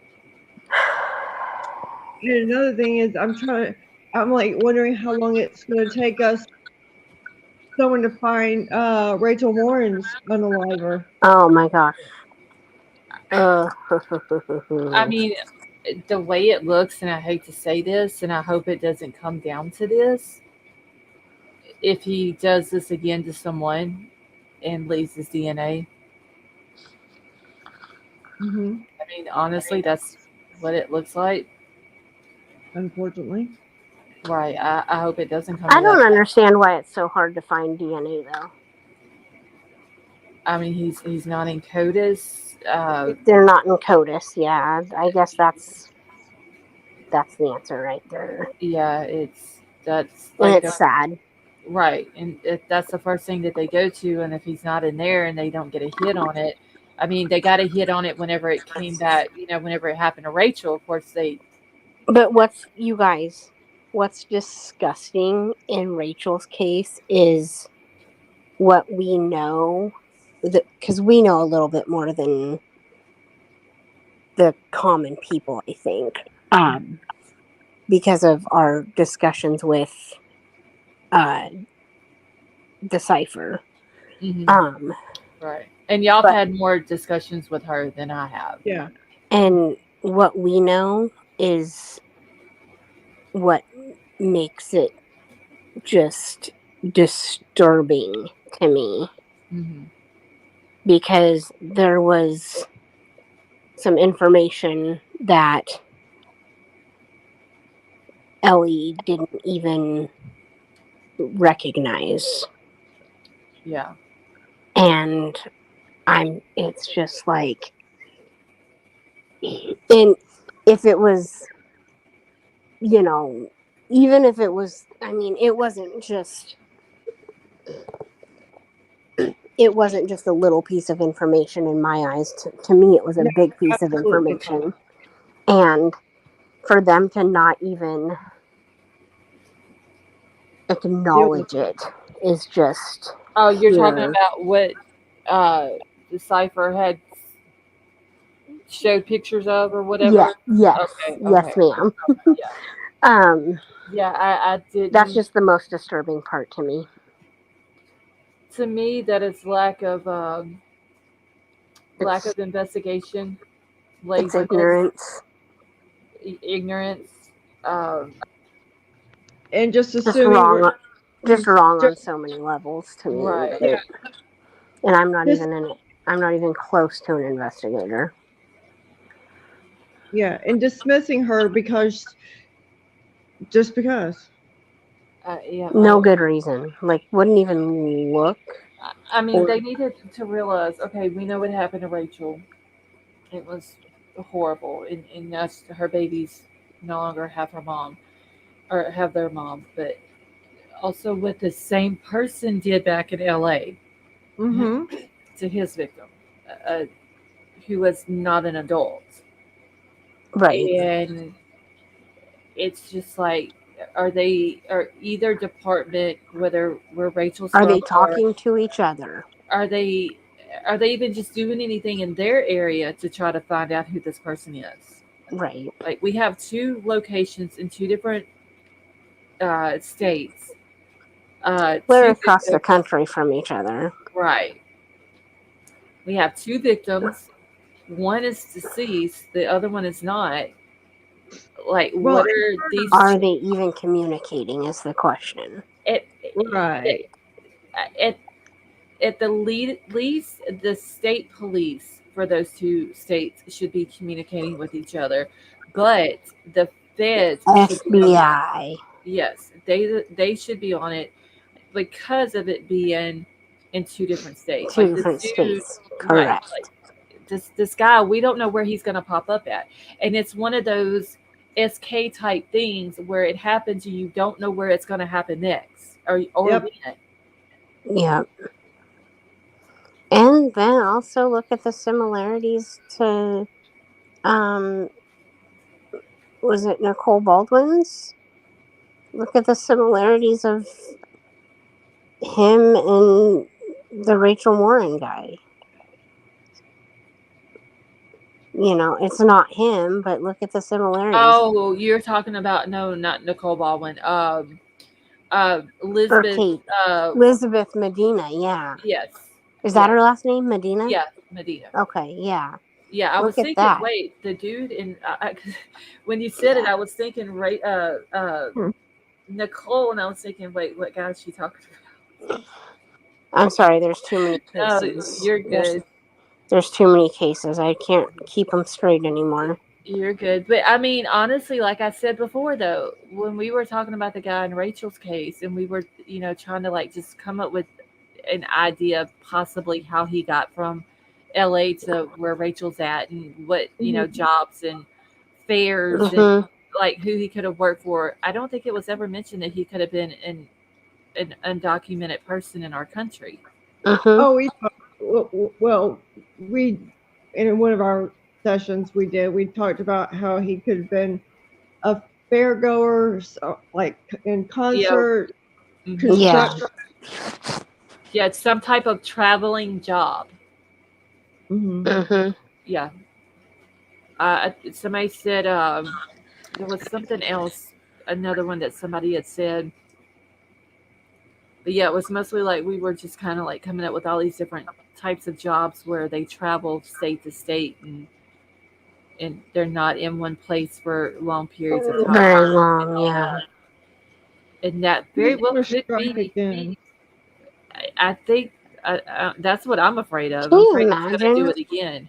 Can you imagine though going to your daughter's high school parade thing and seeing all the other cheerleaders, but not seeing her, and then being like, Mm-mm. "Where is she at? Have you guys seen her?" And they're like, "She hasn't been to school today." When it was a big deal, you know what I mean? Like it was a big day. Yeah, it was like the whole town was there. And then she goes back home and she finds what she finds. Yeah. And I mean, when it was King Scarlet's the one who had brought it up about that guy could have been possibly the one linked to Rachel and the one out in LA. Mhm. Hmm. They do favor a little bit, but we don't have the right angles Right. to compare. That's one thing. The guy in the LA video, he knew the camera was there. He backed out, kept his face, except for just the right side, away from the Mhm. camera. If he has tattoos on his chest or on the front part of his arms or anywhere on the front part of his body, we didn't see them. So we have no identifying marks that we could. Identify him with. We right. And that's what makes it hard. He's not in CODIS. Um, Damn well he's on a dating app though. I bet you more he's than like on likely. Twitter or something like that. There's somehow, unless it's just a, uh, it's what do you call it? Like I wouldn't even say a random act because this dude's done this. He's got two victims, so it's not a random act, but like a person being in the wrong place at the wrong time, and he comes up on him, and he's just like, "This is the person." A random victim. Yeah, I would say a random victim, but I wouldn't say he's just doing it randomly. He is. He's It's hard scoping to. him out. I think he's finding an area and then Mhm. picking his target. Yeah. But whoever An did this to opportunist that came out Lisbeth, there. Yeah. Oh, what was his name? Shit, I forgot his name wrote down. whoever did this to Lisbeth, though, knew that she was home alone. Well, I did read where the mom said that, like a couple weeks before this happened to her, that someone had broke into their house. Oh shit. Really? Yeah, Wow. and that was before, I believe, before he was arrested. And she had put that out there that she was wondering if it was the same person or people coming back trying to steal something else from them, and they got caught off guard by Elizabeth being there. So they did what they did. Yeah, and it's never been put out by LE if he's the person, excuse me, if he's the person involved in that break-in or not, or if what his reasoning for being there and doing that to her. The Elizabeth's family has said they don't know who this guy is. They've never seen him before. But I know that they were looking into, uh, I believe, social media and all that to see if him and Elizabeth had some Had contact. Yeah, they had some type of connection with each other or something.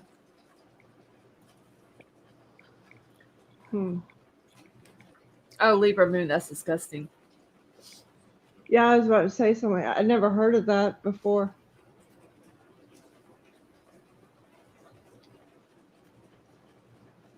That's very disrespectful and unprofessional. Yeah. Mhm. Oh my gosh, are you joking? I wonder if they did CODIS on that, on the DNA for that cheerleader that you guys were just talking about. If they I ran would the I would think DNA that they for would. CODIS. I think that they would send his through CODIS. I don't know how long that it would take them to do that or get the Has he results been back. has he been arrested? Yeah, he's arrested. I think it was like the day after or 2 days after they put the picture out. Uh, Oh really? yeah, he was Oh yeah, arrested. because he was the one running away, Yeah. right? Mm-hmm. Yeah, how old was the Okay. guy? Do we know? Hold on. I've got Tw- notes on it. I I want to can't. say 20 something. Let me see if I wrote it down in my notes here. He's in his 20s. He's no older than 29. Let me just see if I've got it wrote down though. If not, I'll Google it. 23. 23. Yeah, that stood Yeah. out to me. So And he's right, 23-year-old Rafael Romero is his name.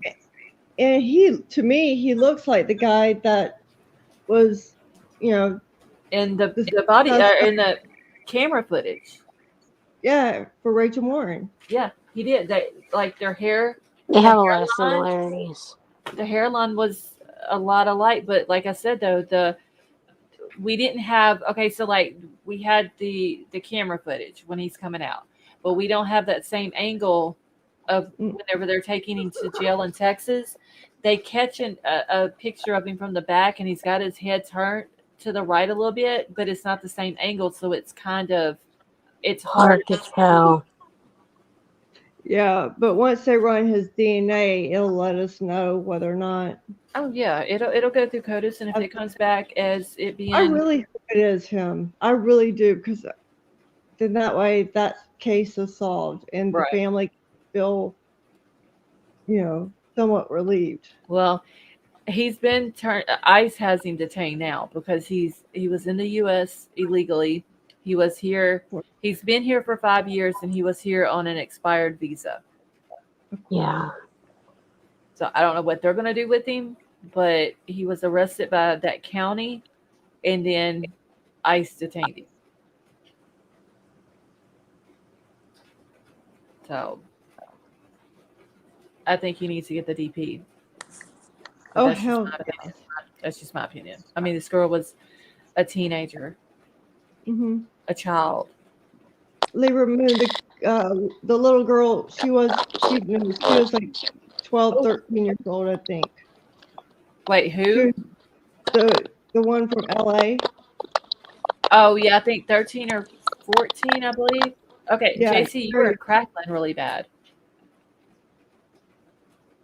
Yeah, I can't remember if she was 13 or 14. I want to say 13. Isn't that what the police said? A 13-year-old victim? yeah, something like that. I think. Yeah, something like that. I'd have to ask Tia because she knows for sure. Yeah. But I would hate the fact that he struck again, but like if the dude's not found, he's gonna end up doing it again. mm-hmm. That's And I counted it was 5 months from March to August, and from August 5 months later is January. So if he's doing it every 5 months, then January would be his next hit. If that's actually the time frame he's not doing anything in between, Yeah, because some of them get on like a routine.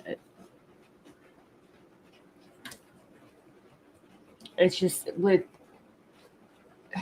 the first one though, like there was a victim, of course, but it was different. But that might have just been because it was a kid and not an adult. Where it's Rachel, he unalived her, and that could have been, like I said, because she's an adult and not a child. Because there are some of them out there that they have that thing where they'll do something to a kid, but they won't unalive them. Where then you Right. have some that don't give a shit if they're a kid, adult, man, woman, whatever. Yeah.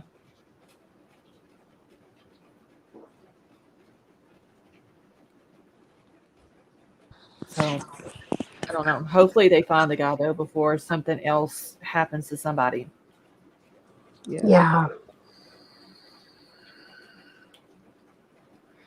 Damn it, y'all. Have we only been the only 3 people on panel all night? Yeah. Well, Wow. we had a Philly guy. Yeah, I forgot about Philly. Philly was. Which is fine because I'm not staying in here all night tonight anyway. I'm gonna be getting out of here in a few minutes. It's like pouring down rain and lightning and all that outside. So I don't like I don't like my computer hardwired when it's lightning. Oh yeah. I always take it out. And I'll just run it on Wi-Fi, but I don't like doing Wi-Fi when I'm live. So Yeah. Right. Yeah, I think it's raining here too. I haven't really noticed a lot. I haven't looked out a lot, but I just know that. JC Libra Moon said, "Do you know about the missing truck driver David Schultz, which is the guy he was hauling that load of pigs, and then they find his truck, but he's missing." No. You didn't hear about it? She said it's in Iowa, close to the Nebraska border. Oh wow. Huh?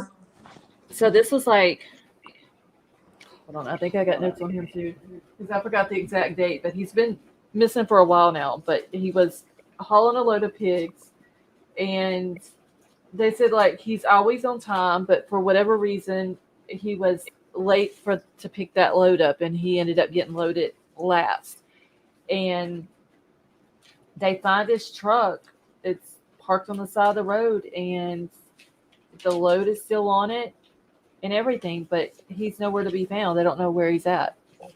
And like his wife is, you know, I guess she's talked to several different news. Where is he from? Where is he from? I think he's from the state of Iowa. Hold on, I know I've got his thing right down here somewhere. Because that was one that was brought up the other night when we were up here just talking about different cases.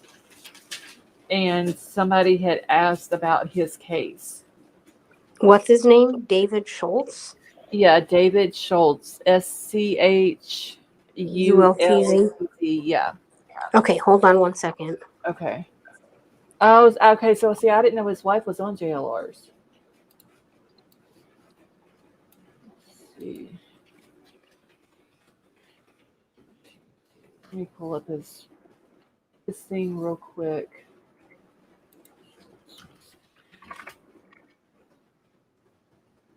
Okay, so he's a 53-year-old truck driver from Wall Lake, Iowa. Been missing for over 2 weeks. Last seen November the 20th. So just recently. Yeah.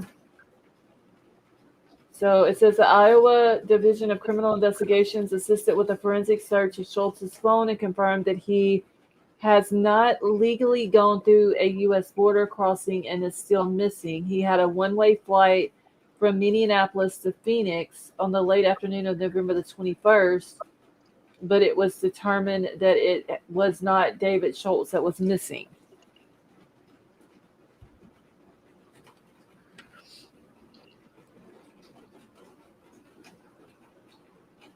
Hmm. Yeah, they found like his truck was just sitting there, and it usually a truck driver, whenever they get out of their truck, they leave it running if they have a load. Right. Uh, they said his truck was not running. Were the pigs still there? Yeah, the pigs. Yeah, they found it later on that night, and he still had the Let load on there. me let me look into it and get back to you tomorrow on it. Okay, it says that he's from Wall Lake, Iowa. Where the hell is Wall Lake at? In Iowa. I'm sorry. uh, no, you're good. Uh, he's been missing since November the 20th. So going on a month almost. Yeah, and it said that he was carrying a load of pigs to a hog buying station in Sac City. It is only 82 miles from here. Wall Lake is? Yeah, Okay, from how far are Omaha. you from Sac City? Hold on. Okay.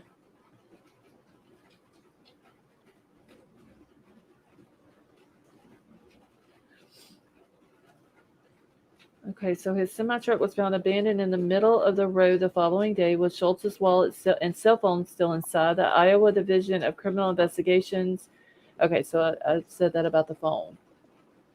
What if it was an alien invasion? What if aliens Oh, came into?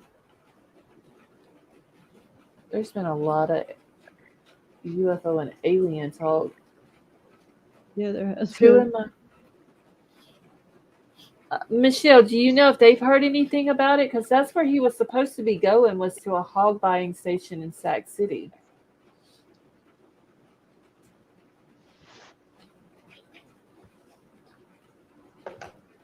It's kind of weird how the truck's not Vanished. running, it's sitting there, and this dude's gone. Nobody's seen or heard from him.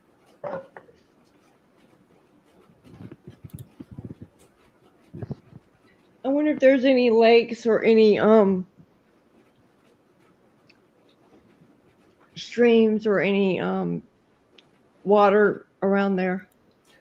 Probably some ponds and stuff. Sac City is 99 miles from here. So a little bit further. Yeah. And Kelly, to answer your question,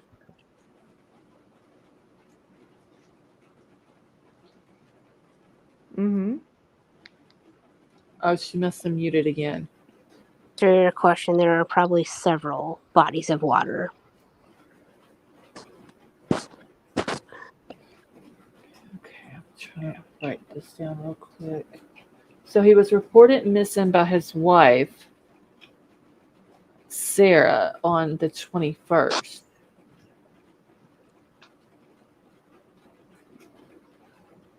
I'll watch the JLR thing just because it's close to home, but not that Yeah.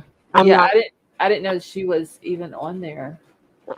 I'm just saying I'm not saying I don't like him, but I'm saying I'm not a huge fan of JLR, but Right. I will watch it for this case. Okay, so it says on here, so since his disappearance, the United Cajun Navy and dozens of volunteers have searched more than 100,000 acres. Dang. He left his Wall Lake home around 7 p.m. on the 20th. He went to pick up the load of pigs from a hog confinement in Eagle Grove. Left around 10:50. Hold on, let me get these cities. Okay, here I'll post the in the back chat. I'll post a link to the article that I'm reading, and it has them all in there. It kind of has like a little timeline. Yeah. In it with all the names of the towns and cities and stuff. Yeah, I'll look at it. So around 11:15 on the 20th, video shows Schultz was at a truck stop east of Fort Dodge on Highway 20 for 16 minutes. He's then seen on a DOT cam heading west. His cell phone data from the phone corroborates with the timeline. The cell phone data. Fort Dodge is. The cell phone data shows Schultz's phone traveling to the location where the semi was found, the intersection of D15 and N14, and it suggests the semi may have been there since 12:40 a.m. on November the 21st.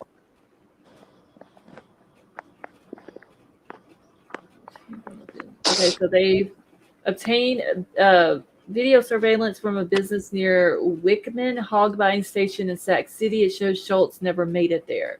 And then she reports her husband missing at 2:23 p.m. on the 21st after learning that he did not drop off the load of pigs in Wickman.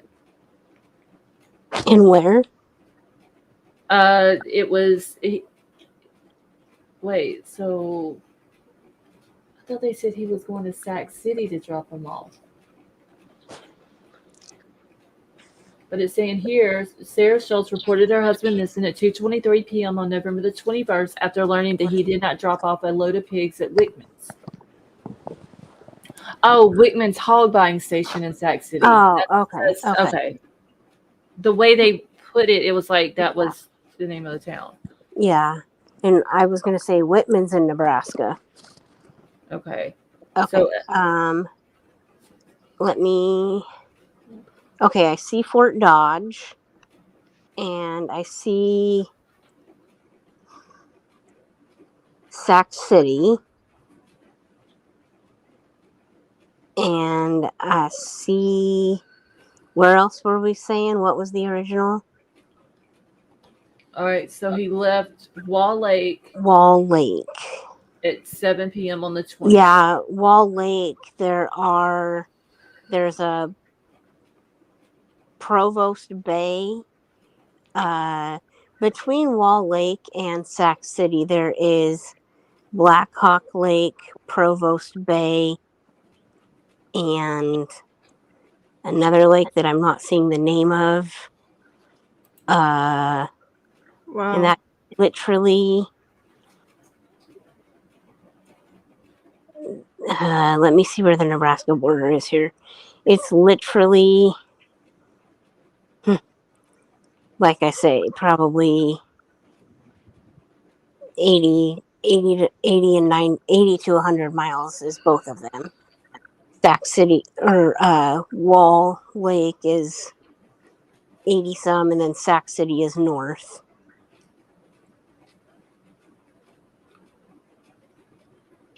All right, so when he left Wall Lake,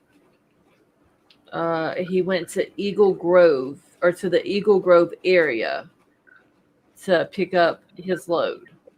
Sac City. Let me get Wall Lake again.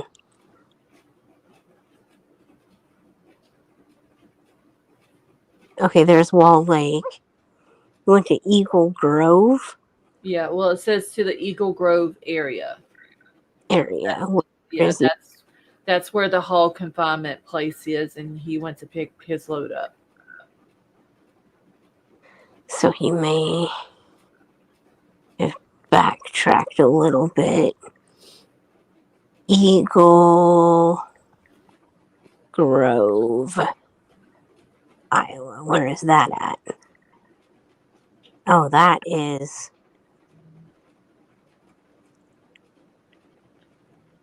Okay, Eagle Grove is past Fort Dodge. Okay, because it says he left his home at 7 o'clock from Wall Lake, and then he left the Eagle Grove area at 10:50. So in a little over 3 hours, almost 4 hours, he went back there, got loaded, and then was able to leave. And then so when he left from the Eagle Grove area at 10:50, at 11:15, he was seen at a truck stop east of Fort Dodge on Highway 20. Hold on. Okay, let me get to Fort Dodge again. Okay, so Eagle Grove is northeast of Fort Dodge.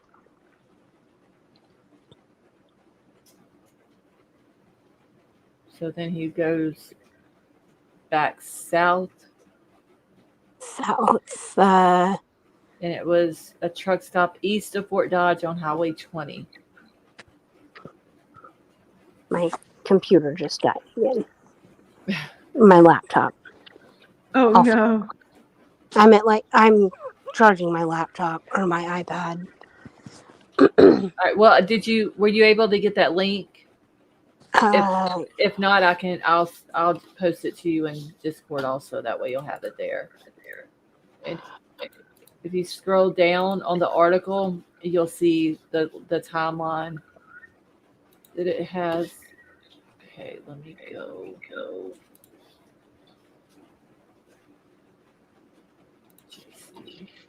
Okay, I just sent it to you in Discord also. That way you'll have it in there.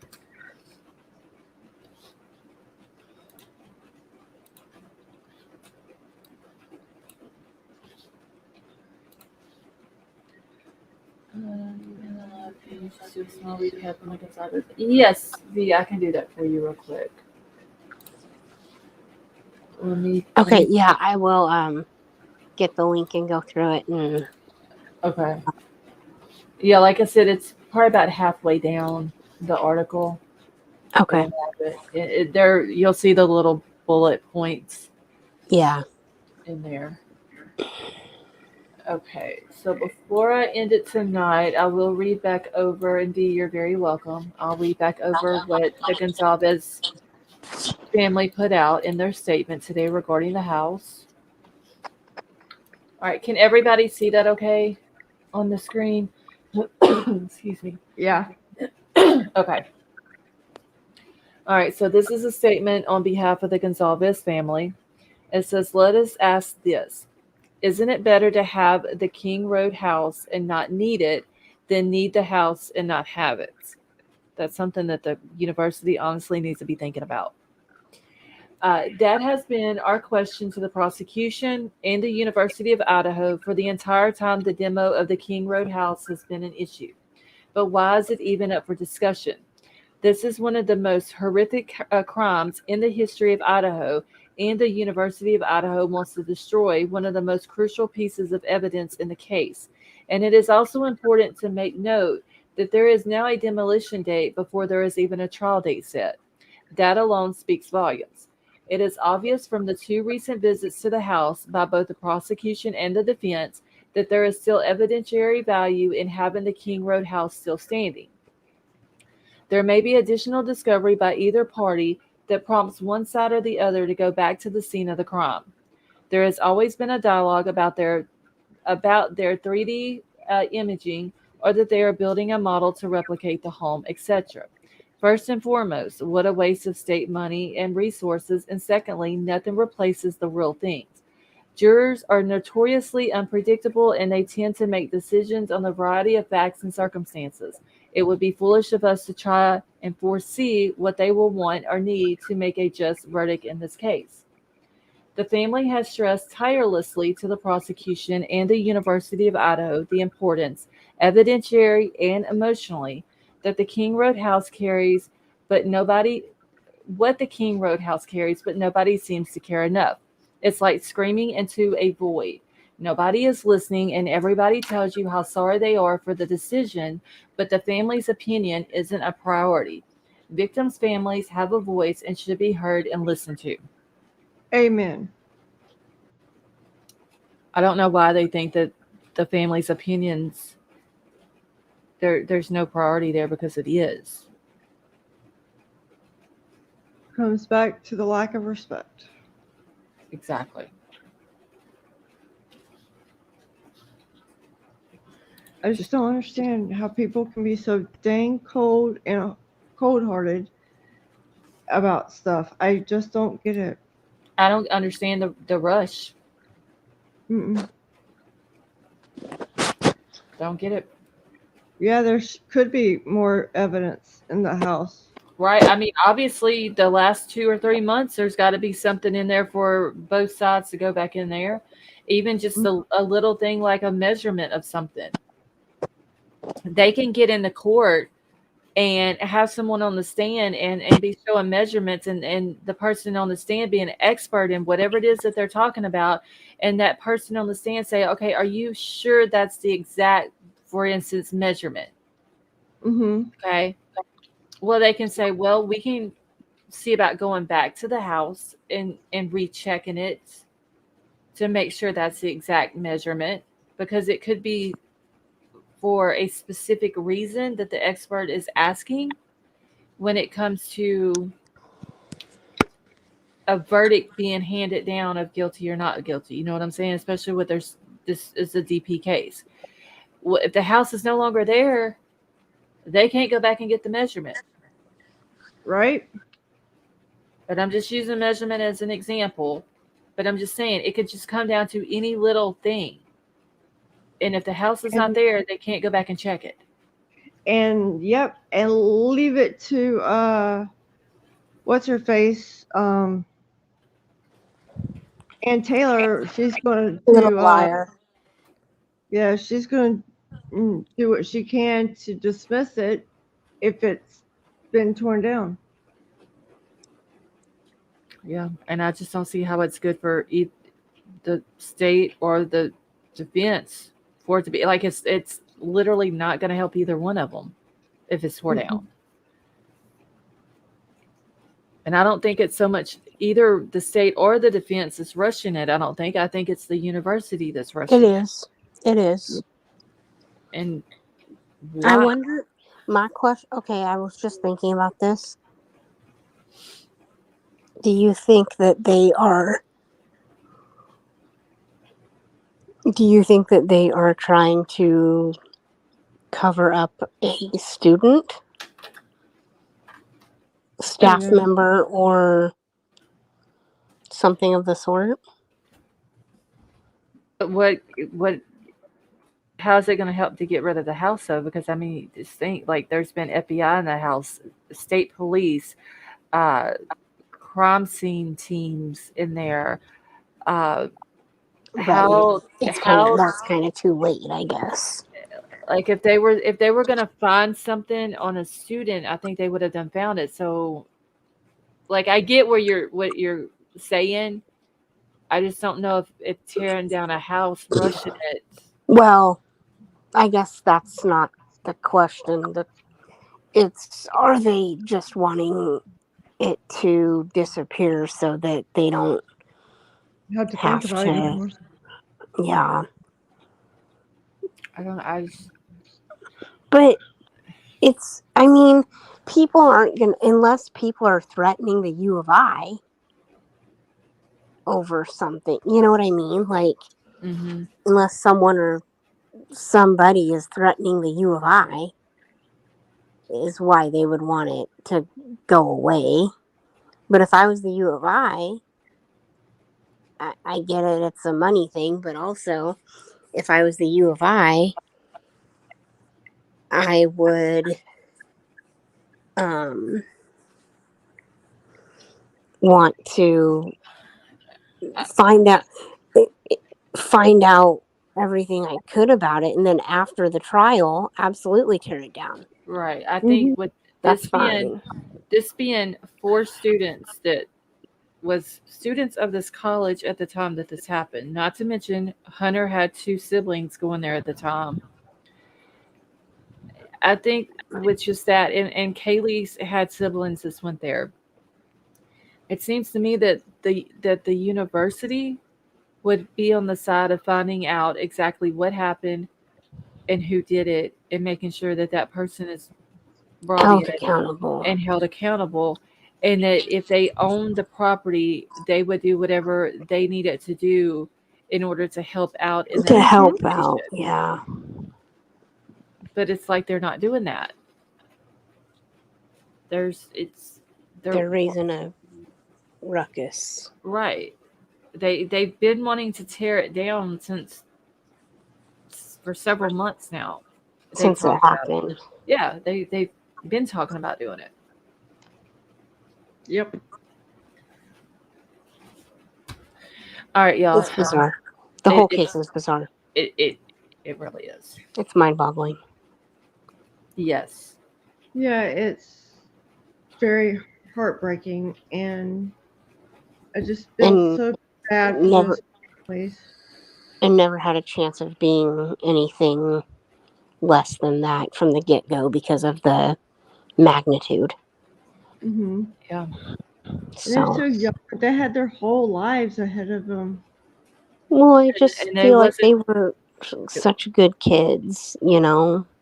they Mm-hmm. wasn't doing anything wrong. Like I mean, I said this the other night. Since this case started, I have not heard one bad thing about any of them. That's provable. Right. Correct. Like We've heard bad no. things, but not I mean, like legitimate. we've seen the body cam footages where they've had noise complaints called and the cops show at the typical college. Typical college kids. Yeah, Yes. but no type of Substances. none of that, but no type of police record. Like Right. they no Yeah, arrests. none of them were like criminals. Right. I mean, we've seen the body cam footage where Ethan got pulled over. He was driving his friend home because his friend had been drinking. Oh, Ethan I was missed doing the that right one. thing. Yeah, that one came out a couple months ago. Uh, he was driving a friend home. The friend was in the back seat. The guy had been drinking. Ethan hadn't been, so Ethan was driving the guy home. Ethan was the designated driver. He was doing the right thing. He kept his friend from getting hurt or hurting somebody, some innocent person.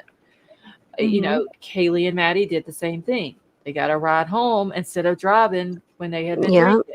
they walked together. Right. Because they walked together from the. Did they walk from the They corner walked from the club to the grub to the truck. grub truck, Hmm. and Yep, then they got a ride home from the grub truck? to their house. Yep. Yeah, like they did the right thing. Like So they seemed very. They seemed like Ethan and very Xana did the responsible. right. Ethan Right. and Xana did the right thing too, because they probably walked from the frat house to the house House. together. Right. It's literally Mm-hmm. just right across the road, The basically. yeah the V, thank you so much for that super chat. She says you're so sweet, lawful Sissy. I appreciate you. Thank you, V. That is very nice of you. but I guess the only two that we don't know about if they were with someone was Dylan and Bethany, but Well, they did say that Bethany was at the the frat party. at Sigma Chi that night. It's been said that Dylan was at the game or at the tailgate, what they call it. Um, Yeah, but we don't know if she was drinking because we don't know yeah, for a fact that's where she was at. We just know that the police said that her and Bethany were out in the community separately that night. Come to find out in the PCA, it says that Bethany was at the Sigma Chi house. We don't know for a fact where Dylan was at. We don't know if she had been drinking that night. We don't know if she was just at a friend's yeah, house and walked home. If somebody gave her a ride, we don't know. So yeah. So we the can't speculate. right. The point is though that the four victims, Kaylee, Maddie, Ethan, and Xana, Did the had right been thing, drinking. They had been drinking that night. They did the and they right did thing. the right thing. Yes, we've Yep. Ethan has done the right thing in the past. We saw that so they were responsible. Yeah, Yes. It just there's just stuff in this case that just absolutely makes no sense, and I just don't understand it. I right. the families are pouring their heart out over this house being torn down because they're so scared, just like all of us is, that something's going to come up and they're going to need that house or something in that Yep. house during that trial, and the house ain't going to be there. Like they have the Or same. the We have defense. that fear, right? Either Or side. the It's just defense. I it's want just the Brian to fact have of a fair trial, man. right because I do too because I don't want any type of appeal I'd coming back also and like to saying, know. I'd also like to know what this exculpatory evidence that Bethany has over BK, mm-hmm. or if that was just a ploy. I don't know if that was just a ploy, but I'd like to really know, get down to the nitty gritty of that. I mean, if it was a ploy, they went to great lengths to get a Yeah, they did. subpoena because it was Yeah, an out-of-state subpoena, yeah. I don't know. and then agreed to quash the subpoena if she would do an interview with them. And we still don't know if the interview even happened because right after that was the Yeah, grand jury. yeah. It could have happened, could not It have could happened. We not don't have know. happened. Will we find that out in trial? I would think Probably. so. Okay. Yeah, because if they were able to do that and they decide to use anything that Bethany told them in that interview in the trial, then yeah, because they'll question her about it on the stand. Yeah. So But I would think that if it had any relevance, that he would be released. Maybe. I don't know.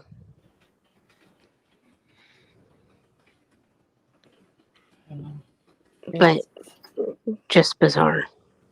yeah, there's a lot of things in this case that is very, very bizarre. There's way more questions than there are answers. That's for sure. Yes.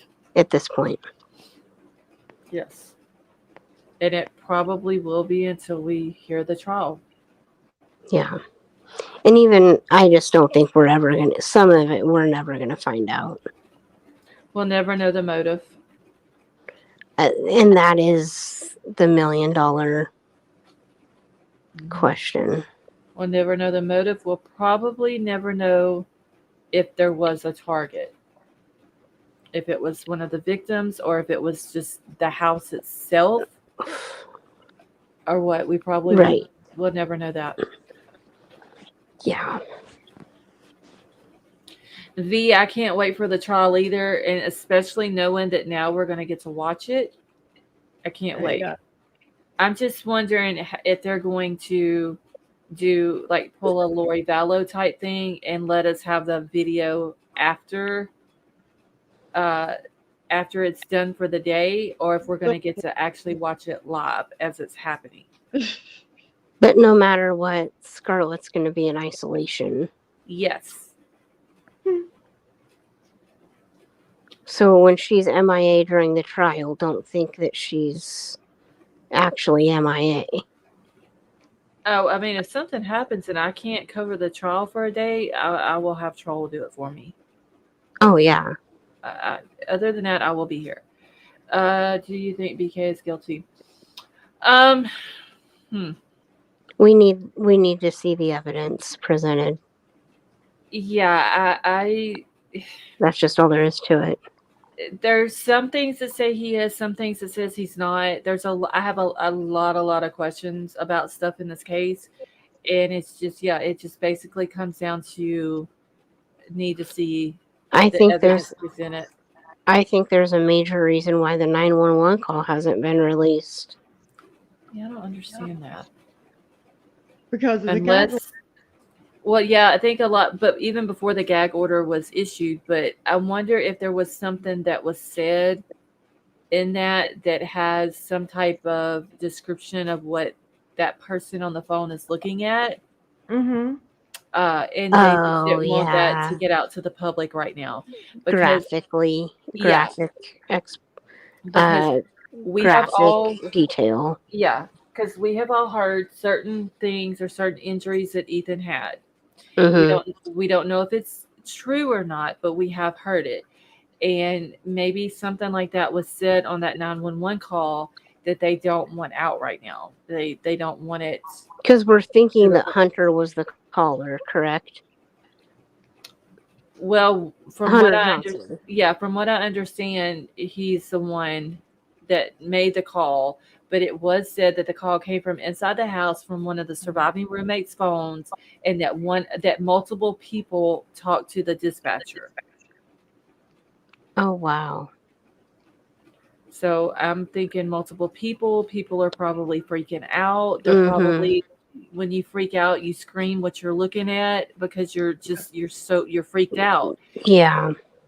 Young kids, probably no telling what's going through their head because of what they're looking at, on top of the fact that it's their friends. So there's no telling what was said or screamed out by other people in the house while the 911 call was going on. Yeah. So, I don't know. And the 8-hour time gap.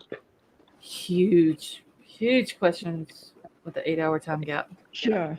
And Dylan and Bethany's phone phone stuff. The data. During the time. Because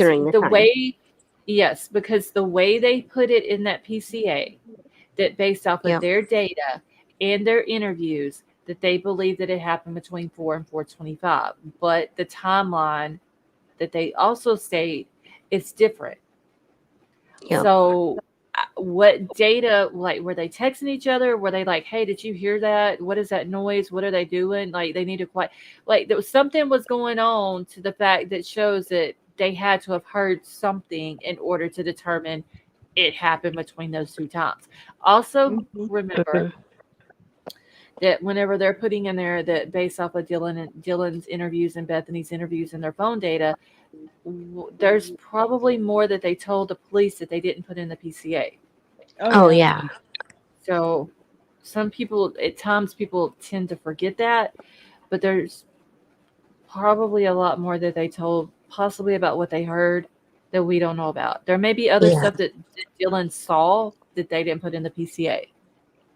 Or It's just heard some, right. It's just something that we have to wait for the trial. in 2026.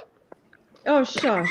Oh God, that is like no. See, JC, Don't. now you're putting that out there in the universe. In the universe, like we don't need that. I wasn't the first one to say that tonight. I know Philly was putting that out too. No, I want it to be in 20.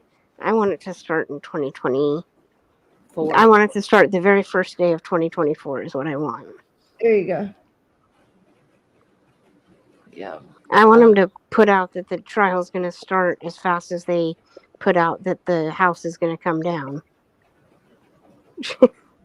yeah. I don't know. Hopefully, something will stop the house from being demolished. They got to act fast. Well, I did post the link to the petition. It's on my community page. Okay.